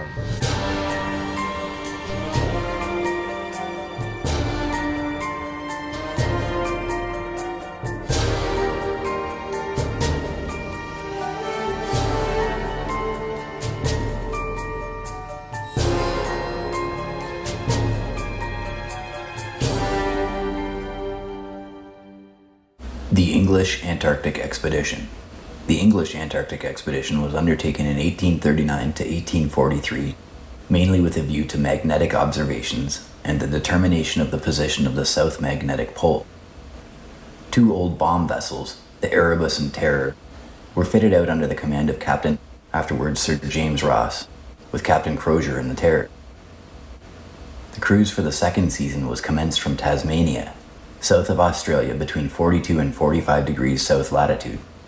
In November 1840, the Auckland Islands and Campbell Islands were first visited and surveyed, and on New Year's Day, 1841, the Antarctic Circle was crossed in about 72 degrees easting. A few days afterwards, the 2 vessels were beset in the pack ice and began persevering and boring through it. By January 10th, they succeeded and were clear of ice in 70 degrees, 23 minutes south, and next day land was sighted, rising in lofty peaks and covered with perennial snow.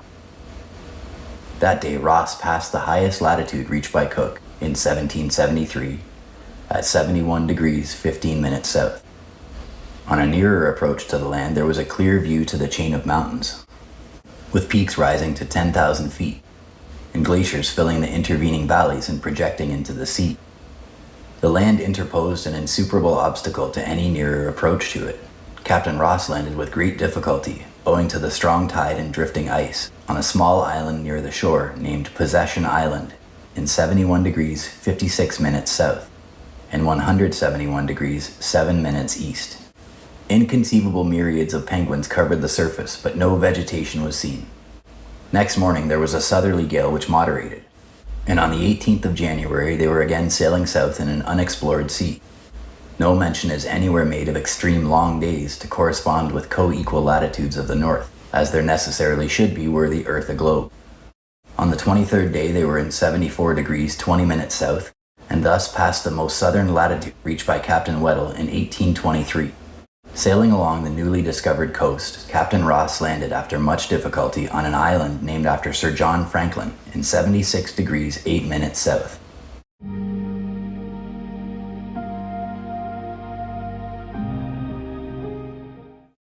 Page 328 is The Earth a Globe, Chapter 15. On the 27th, they came in sight of a mountain 12,400 feet above the level of the sea, which proved to be an active volcano, emitting flame and smoke in great profusion.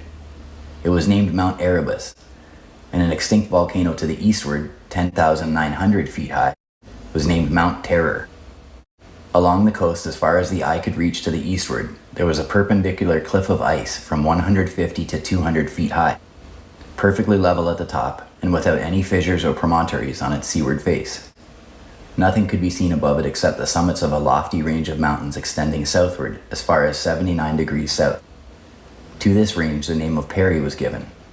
Captain Ross then sailed along the marvelous wall of ice eastward in 77 degrees 47 minutes south, as far as 78 degrees south. This barrier was estimated to be 1,000 feet thick, and it was followed for 450 miles without a break. The whole of the great southern land discovered by Sir James Ross was named Victoria Land. Imagine, if you can, the amount of centripetal force there must be concentrated to the center of a globe or sphere to hold these mighty walls of ice and mountains of frozen material in place. Is not the statements of the prophet Job easily reconciled with the above? Hast thou perceived the breadth of the earth? Declare if thou knowest it all. Job 38:18. The waters are hid as with a stone, and the face of the deep is frozen. 30th verse of Job 26:10. He hath compassed the waters with bounds until day and night come to an end. In November 1841, the Erebus and Terror again shaped a southerly course, entered the pack ice on December 18th, summer, and once more crossed the Antarctic Circle on New Year's Day. The navigation through a belt of ice 800 miles broad was extremely perilous. At length, on the 1st of February 1842, a clear sea was in sight, and they proceeded to the southward in 174 degrees 31 minutes west. On the 22nd, they were surrounded with lofty icebergs aground, and at midnight the great ice barrier was sighted, and its examination recommenced in 77 degrees 49 minutes south. Next day, the expedition obtained a latitude of 78 degrees 10 minutes south, by far the highest ever reached before or since. After escaping imminent dangers in navigating through chains of huge icebergs, Captain Ross took his ship northward and wintered at the Falkland Islands. Third expedition. In December 1842, the expedition sailed from Port Louis on the third visit to South Polar region, seeing the first iceberg in 61 degrees south. On the 28th, the ship sighted the land named after the Prince de Joinville by Dumont d'Urville, and the south side of the South Shetlands was surveyed. During February, about 160 miles of the edge of the packs were examined. On March 11th, the Antarctic Circle was recrossed for the last time, and the expedition returned to England in September 1843. Thus, after 4 years' most diligent work, ably conducted and quite unparalleled voyage to the South Polar regions came to an end. Quote, 2 islands named Heard and McDonald were also visited on this wise, November 1853, by Captain Heard of the American ship Oriental. In February, they were driven southward by a gale of wind, and the first iceberg was discovered on the 12th in 60 degrees 52 minutes south. It was 200 feet high and about 700 feet long. On the 19th, the ship was at a dense pack of ice in 65 degrees 42 minutes south, and on the 4th of March they bore up to Australia. Several deep soundings were taken, the greatest depth being 1,975 fathoms, corresponding to about 3 miles. The route of the Challenger was much the same as that of the Pagoda in 1845, but more to the north. With it ends the somewhat meager record of voyages across and towards the Antarctic Circle. CRM, Encyclopedia Britannica, Volume 19, page 330. So yeah, there's so much information about Antarctica, at least until the Antarctic Treaty. You have all these various countries doing these explorations and telling the story as they see them. And something that I want to point out that is an interesting connection, not with only what y'all have been talking about in chat, talking about NASA, but also it corresponds to that, because right during that same time that you have the Antarctic Treaty go on, you have a Rob Skiba video where you had the introduction of DARPA and NASA. And so interestingly, with that connection, people kind of stopped exploring Antarctica and they turned towards space, which is really interesting, right? Because Antarctica is dangerous, of course, whole southern area, the whole edge of the end of the world's end, is very dangerous. But that pretty much pales in comparison to the openness and vastness of space, and the direct harm. You're right. The direct contrary it has to the human condition of life. So great stuff there. Anyone have any thoughts about what we just was reading or watching? Keep chugging along if not. All right, let's watch this real quick. This is Feature Minor. So I came across this interesting discussion between a customer and a travel agent who books trips to the Antarctic and the Arctic. And so the customer wanted to know about the midnight sun and how he would go about witnessing this phenomenon. So the travel agent said basically you would want to book a trip to the Arctic area, and you want to do this around the summer solstice time of the year, so around June 21st, and you'll be able to go up there and see the midnight sun. And so the customer wanted more information. He said basically, will you see daylight or will you actually see the sun in the sky? The travel agent confirmed, yeah, you should be able to see the sun in the sky during the midnight hours in the Arctic area. Yes, sir. I'm looking at taking a trip out to the Arctic. Is this the right number to call for the Arctic? Yeah, sure. Perfect. That's great stuff. With the Arctic, are you looking to go to Greenland, Spitsbergen? Is there any specific itinerary that you're interested in? Well, yeah, here's what I'm interested in, and I'm sure you could probably help me. I'm really not sure about the location, and the reason why is I want the best location and the best time of the year to where I can view the 24-hour sun. Can you help me out as far as where at and what time of the year? Yeah, sure. So basically this would normally be opting for around June, July. Okay. And basically with the sun, there is an itinerary that we have which is called Spitsbergen photography under the midnight sun. Okay. So that is one of the itineraries that would be basically with the best views as well as the time frame. So within June, July would be the summertime period in the Arctic, which would be the best ideal time to actually go. And this particular itinerary itself is basically for Under the Midnight Sun, which is a very famous expedition that a lot of our clients do actually opt for as well. Okay, now is that, just to be clear, that's where you can visibly see the sun for 24 hours, or is it just sunlight? So it's basically just, it's Under the Midnight Sun would be in particular for the 24 hours. So but you can see the sun for 24 hours, correct?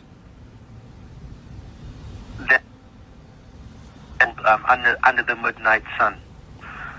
Yeah, I think you cut out for a second. My question is, like, I can see the light from the sun for 24 hours, or the actual sun is visible for 24 hours, just to make sure. So I think it would be for the 24 hours to see the sun in particular, but I can definitely find more information out with regards to that. But yeah, that obviously alters based on what it is. But I know for this particular expedition, it is stated for Under the Midnight Sun in particular. But I can definitely find out some more information on exactly on what it is about. I do know the itinerary, what it is and where it goes. It's just that obviously with Under the Midnight Sun, I'm not 100% sure if it would be a full 24 hours that you'd actually see the sun. Okay, and do you guys So I can definitely find that information. And so he pretty much confirmed that it's very possible. He said it's a very common trip. People do this all the time. They'll book trips just to see this midnight sun. And if you pay your money with this company, you can expect to see that. So then the customer wanted to know about the Antarctic midnight sun. So this is where the conversation got interesting, because the travel agent said, well, basically, he hasn't had any bookings for that, basically. So he said he's been working with the company for about 30 years. And when people buy tickets to see the midnight sun, it's done in the North Pole.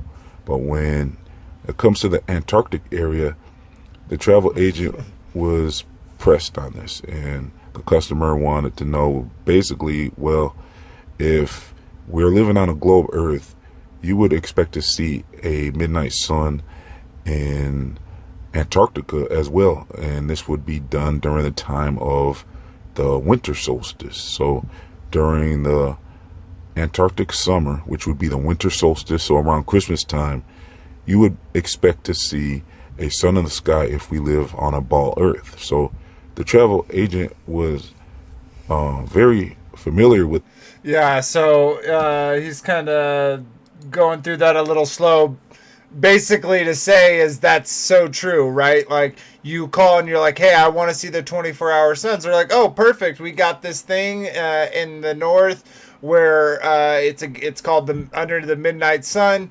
You book a cruise, we'll take you. You'll see the sun for the full 24 hours, and it'll be awesome. And it's like, hey, can we go to the south and do that, since it would work the same way? Instead of going in June and July, we can go in November, December and see it down there. And of course they're like, oh, well, we don't have that just set up. No one's asked to do that before. It's not like a common thing. It's like, well, there's a reason why it's a not common thing. And I think some of the experiments, some of the information, some of the possibilities of what we would find in Antarctica would quickly dismantle the modern view of the world in so many ways that is another reason. It's not just the firmament, it's not just extra land, it's all of these things that's are obvious of why they would hide it, why they would keep us from going. And while all these supposed enemies of these nations can all agree that we're not allowed to go there, they're allowed to go there. We saw that they send, lots of representatives and lots of people, so-called important leaders from around the world. So they think it's an important thing so much that they don't do war there. Very, very interesting. Okay, sweet. Let's see. Oh, we don't got that much time left, so I'm gonna skip a lot of stuff. Actually, yeah, I'm gonna have to skip stuff, guys. We're almost at the 2 hours, so let's kind of give our. Hey, we started late. Oh yeah, that's true. We started a little late. Okay, we'll play this last video that Marsha shared. It's only 4 minutes long, so let's check this out.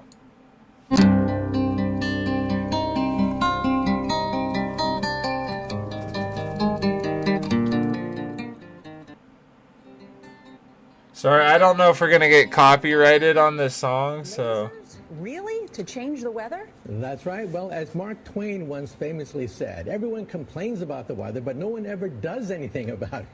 Well, instead of doing a rain dance, we physicists are firing trillion-watt lasers into the sky to actually precipitate rain clouds and actually bring down lightning bolts. All right, everybody, did we just discover one of the causes of the Antarctic anomaly? Some very strange info coming out of this Antarctica base that is lining up almost exactly with what we're seeing in the Antarctic anomaly. Check this out. All right, my friends, welcome back. July 22nd, 2024. You're looking at the Amundsen-Scott South Pole Station. And yes, it is shooting a green laser out of the building up into the sky, or vice versa. Something in the sky is shooting down to the building. And I want you to take a look at the date on this, 7/13/2024. We had some significant events take place on that date, and since then a lot of major earthquakes and another apparent Antarctic anomaly as this laser was going on. But I want to try to stick a little bit more to the Antarctic anomaly itself and what occurred this past week. As far as those earthquakes we already talked about, taking a look at the USGS, look at what's taken place just since the 18th alone. We had a 7.4 strike near San Pedro, Chile. You can see that right here. That set off tsunami buoys. Then just 2 days later, a 6.2 struck the San Juan Pedro Peninsula of Guatemala. You can see that here. That was a big shake, just under 48 hours after that 7.4. And also on the 18th, the same day as the 7.4 in Chile, we had a 6.0 near Alaska.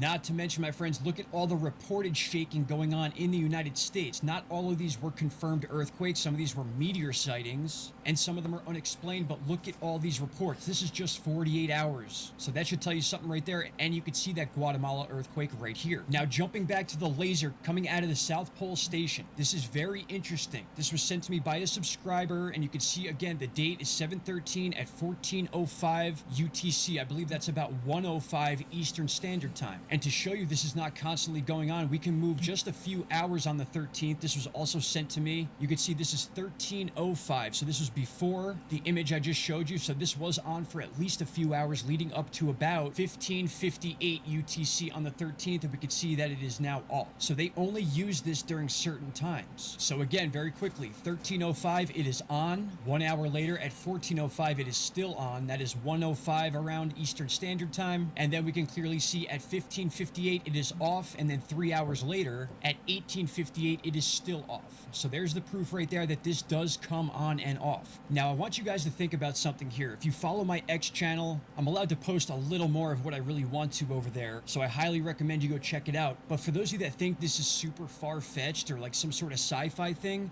there's a man literally trying to do this and actually already has. We're talking about Bill Gates. He wants to use high-powered lasers to shoot up into the atmosphere to manipulate and create weather. Take a listen to how this famous scientist explains it on live TV. Well, this fascinates me in part because, too, I remember reading the stories that China had used this during the Olympics, that the USSR had used this after Chernobyl to create rain clouds. We have some of these capabilities now? Inconclusive. Even in the 60s, the CIA used this to bring down monsoons during the Vietnam War, to wash out the Viet Cong. We're actually using trillion-watt lasers now. Firing trillion-watt lasers, you rip apart the electrons, creating what are called ions, and these ions act like seeds, like dust particles, bringing down rain and even lightning. Well, well, well, folks, what more do you need? This was aired on live TV 9 years ago. And if you think for a second they're not doing this today, you have a lot to learn. All right, everybody, I appreciate you all. Please share this video and help get awareness around this entire topic and the Antarctic anomaly. All right, everyone, appreciate you all. Talk to you all. Yeah, isn't that the truth? They're constantly trying to use technology to manipulate God's creation. They're in every aspect of the world, right? Whether it's biology, sociology, literally everywhere they can, they do this. And of course they do. They're unclean spirits. They're people who are down with the unclean spirits. Into thin air. I don't even know if he's a believer and he looks Glover. He's just a weather guy. I just thought it was interesting. Yeah. Sweet. All right. Let's close this. Bring this up, and we'll Cuddy. Let's give our each of our final thoughts and then our goodbyes. Yeah, we'll call it a stream. Let's jump over to you, Marcia. What are your thoughts? Well,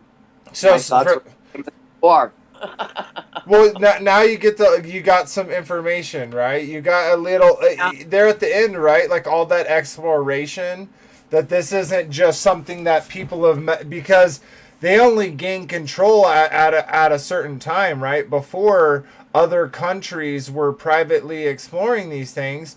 And who knows, like let's say we spoke Russian. How many times did the Russians send out exploration with their vast army and their vast empires to figure this stuff out, right? So they're signed up to it too. I'm sure they're found some stuff. But yeah, so sorry for interrupting you. I'll let you kind of finish your thoughts. That's fine. I mean, I believe it's the ice wall that keeps the water in, and nothing's changed, but, you know. Yeah. Yes, and it's not this little thing on the globe, whatever. Yeah. Bye-bye, everyone. Sweet. Well, I'm glad you were able to join us. Jump over to Robert. What's your thoughts, brother? like Kyle had commented in the chat there, the water would be flooding us out. Will the water be coming in or will the water be escaping us? I don't know. You know that there, when the flood occurred, we had it coming from below and from above us. So I don't know about the side of us. Anyhow, interesting. Who was it? Mark mentioned about the each one of these domes where it lands on the Earth could be each one of those little gaps of land that they showed on that one map. Uh-huh. But we don't know none of this, though, do we? We only know what they tell us and how far they went. So, but there's definitely something there. So yeah.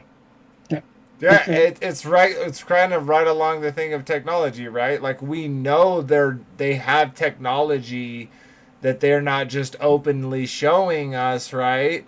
We can see that that's very possible, but we don't have any proof. It's so easy to speculate. Be like, yeah, if you would just let us freely explore, we would find the edge. We would find the dome. And that's the reason, it's very interesting, at least, right? And they even keep it mysterious, right? Because it's like you can't go there because you'll die. Like that's one of the biggest kind of what is it called, excuses they use, is just to say like, well, it's really dangerous, so we can't let you go because it's super expensive. If you were to get into a precarious situation, the amount of money it would take to rescue you, and we can't just allow you to go to your deaths, right? But if you don't, if you're requesting a ramp to your house because you're a veteran, we'll offer to kill you instead of paying for that ramp, like stuff like jump off of a Red Bull balloon 100,000 miles in the air. It's okay for you to do that. That's could kill you, but oh well, that's okay. Yeah. Very interesting. Well, thanks for being here, brother. It's always a pleasure to have you. Curtis and Leslie. I said that right. It's Leslie, right? I got that right. Perfect. Let's hear y'all's kind of final thoughts and your goodbyes. Yeah, I'll just sum up on my end, and then she can see what she's saying. But yeah, basically, I really do. I'm starting to believe that the ice wall, that I think that it kind of ends where where we're supposed to have that known world, where our known world is. But at the same time, if there is, because of course we, what we were just saying, it is all speculation. We don't have any hard evidence, and that's the way we should be. It's all based off of science, and that's, being able to observe, which we cannot do, and that's simply what it is. There's lots of videos, there's lots of information online, all that stuff, but essentially, especially the fact that, and I know that you've had past videos about that artificial intelligence, and this is the age where information can be so confusing and anything can look real when it actually isn't. So if we can't see it with ourselves, our own eyes, and go there, then it's all speculation. So I'm obviously going to be on the fence either way, but I'm leaning that if there is land past the ice wall, it's definitely not a utopia. It's definitely not filled with amazing people that are perfect. It's definitely controlled, and probably the Nephilim are living out there as well. Because we know that they're in the clouds, in the sky, in cities, floating cities. But I'm sure that they're out there also. So yeah, that's where I'm at with that. And yeah, babe, give her. Nothing else to add. Everything you said it. Yeah. Okay, So just a little comments to what you said. Like in Job, it's like we should have childlike wonder because no man will know the breadth of the earth. No one will be able to measure it, and that's just how great of a creator we have that has made this creation so vast that we can't even comprehend it.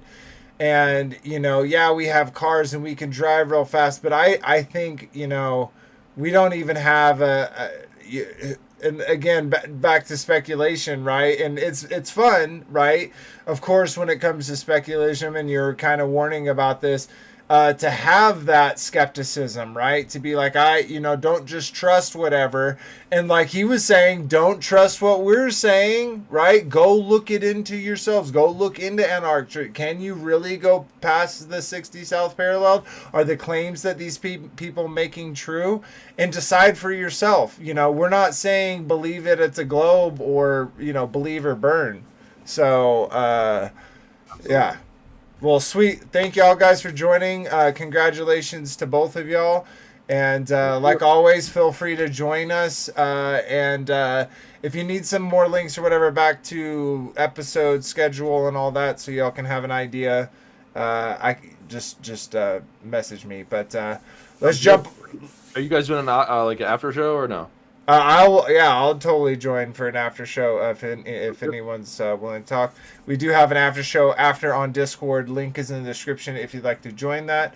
But yeah, let's jump over to Kyle, brother. What's your kind of thoughts and where are you at with it? Yeah, there's just too many coincidences with the Antarctica.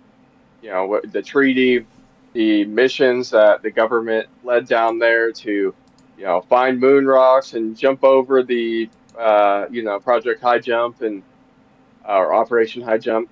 That a lot of Freemasons, a lot of astronauts, a lot of these same persons doing these exact same suspicious, strange, operations, weird things, and then no one else can go and verify it for themselves. It's in a place we're not allowed to go. It's like if it quacks like a duck, it's probably a duck. And so these people, to me, they just indicate who they are by their actions, and there's a reason they won't allow us to go. And I personally believe that's because it terminates at the firmament, and they don't want man necessarily to go down there for seeing that.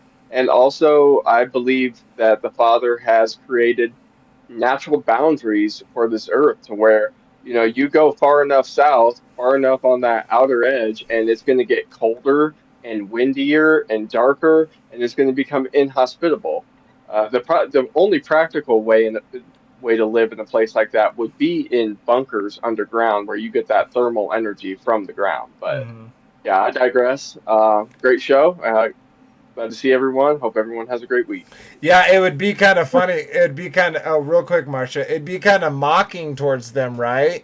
If we all found out that it's like, they're like, we control you, right? And then it shows like us in a container, basically implying like, no, someone put you here. It's like, no, you're not, you're in here with us. You know what I mean? You're in here with us. With the followers of the Almighty, right? So it's like, you don't have this isn't yours, this is whoever put us here. We have scriptures that says who put us here, and you're not him. You know what I mean? What were you gonna say there, Sister Marcia? It's actually a question. I still don't understand the reasoning behind all the presidents of all over and Buzz Aldrin and all other people. Why they bring them to Antarctica? Is there something they do with them there? So we didn't get into this, and it's like it's another kind of connection point. But there's scripture and there's literature, historical events, so-called. Who I don't know how much embellishment there is in those stories or how literal they are. But that being said, that there is an actual stone in Antarctica, and that stone has various information about the ruler of the world, basically, or secrets or something. And I think those who get to those top spots, I think they get taken there, and I think they get, hey, this is the stone, this is who we're actually working with. You know what I mean? And who knows what kind of spin. Maybe to the generals, they're like, oh, this is the alien force that we're friends with. You can't talk about this, right? Maybe to the presidents, they're like, this is our real leader. Who knows? But there's definitely some grabble there. Sweet. All right. Well, let's jump over to Frankie B, brother. What are your kind of final thoughts about Antarctica and what we watched today? Frankie B, I'm talking to you. Will you answer me, or did you? I don't know. I lost it. Leave. No, I didn't leave. Oh. Check. There you go. All right. God. My microphone went off. Oh my God. I apologize, everybody who has ears. To all the humans out there that have ears that wear any type of things on their ears to listen to this, I apologize. Sorry about that. All right, Is what's it up, better? baby? Yeah. Is it better? Yeah. All right. Yeah, there's a lot going on there. There's a lot we don't know. There's definitely underground bases. We've seen it in the Marvel movies. There's and they always tell us what's going on in the movies. Hey, did you see Robert Downey Jr. got $80 million to play Doom?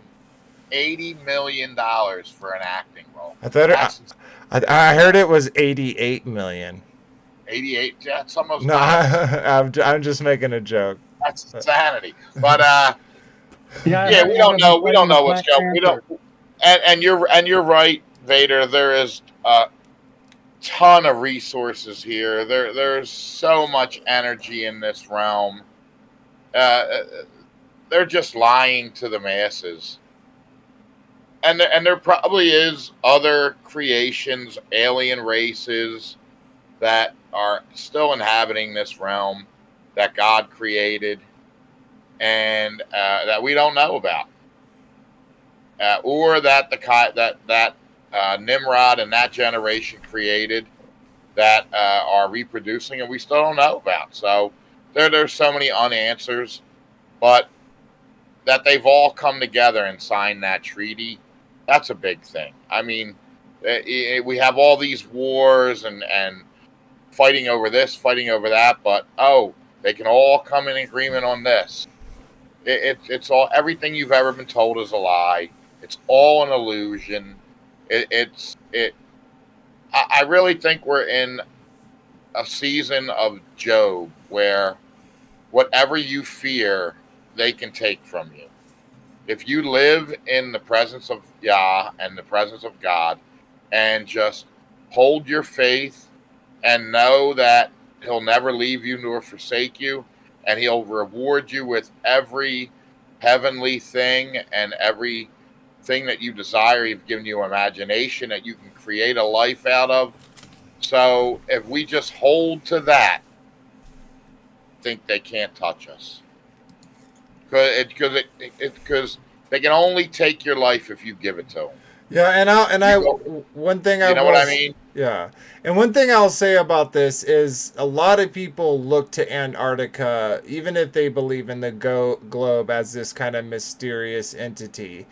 And I think that everyone, including Jeranism, including Dearth, they all have meat, right? And that we always are willing to, eat the meat others present and, not be offended when, our fellow brothers and sisters, maybe their meat had too much bone in it for our particular liking, right?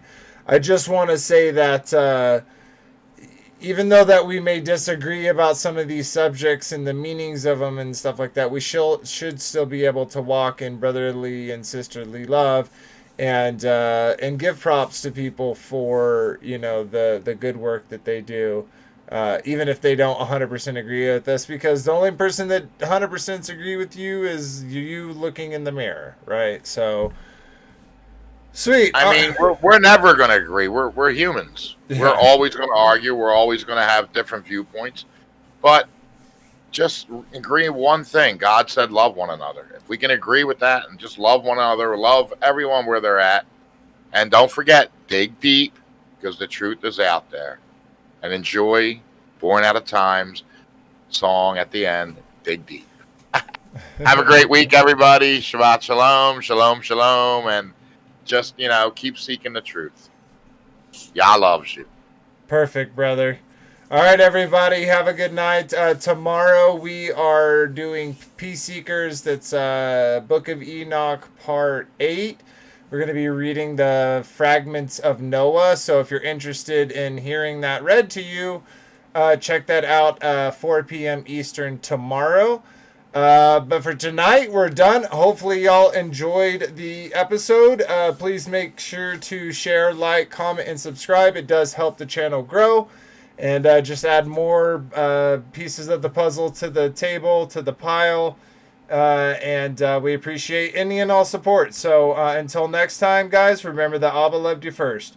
Good night, Get them everybody. likes up. We only got 2 likes. Get them likes up, everybody. We have more Hit than that 2 like likes, but yes, hit the like button. button. I only see 2 on my end. All right. Refresh. Good night, everybody.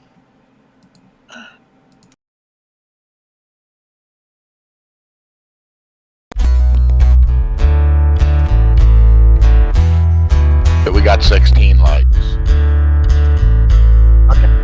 Jack, can you hear me? It's your glory. Conceal the mystery. You give us the honor to search a matter out. You raise up a standard to beat back our enemy. You establish this realm, and like a scroll you spread it out.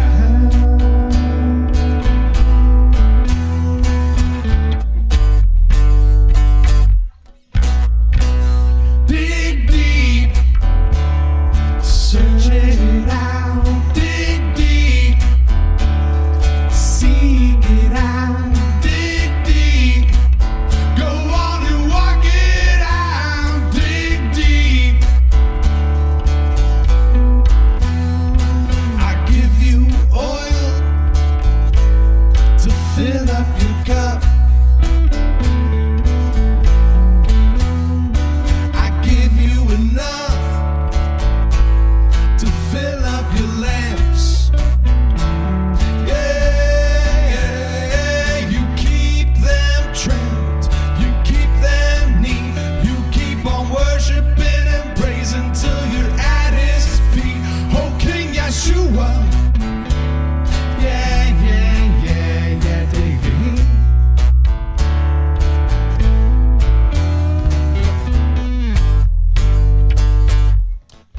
Yeah, dig deep, search it out. Dig deep, Seek it out. dig deep, Go on and walk it out. dig deep, Dig deep, way up on the mountain top. dig deep in the darkest valley. Dig deep from the abundance of the high. Dig deep.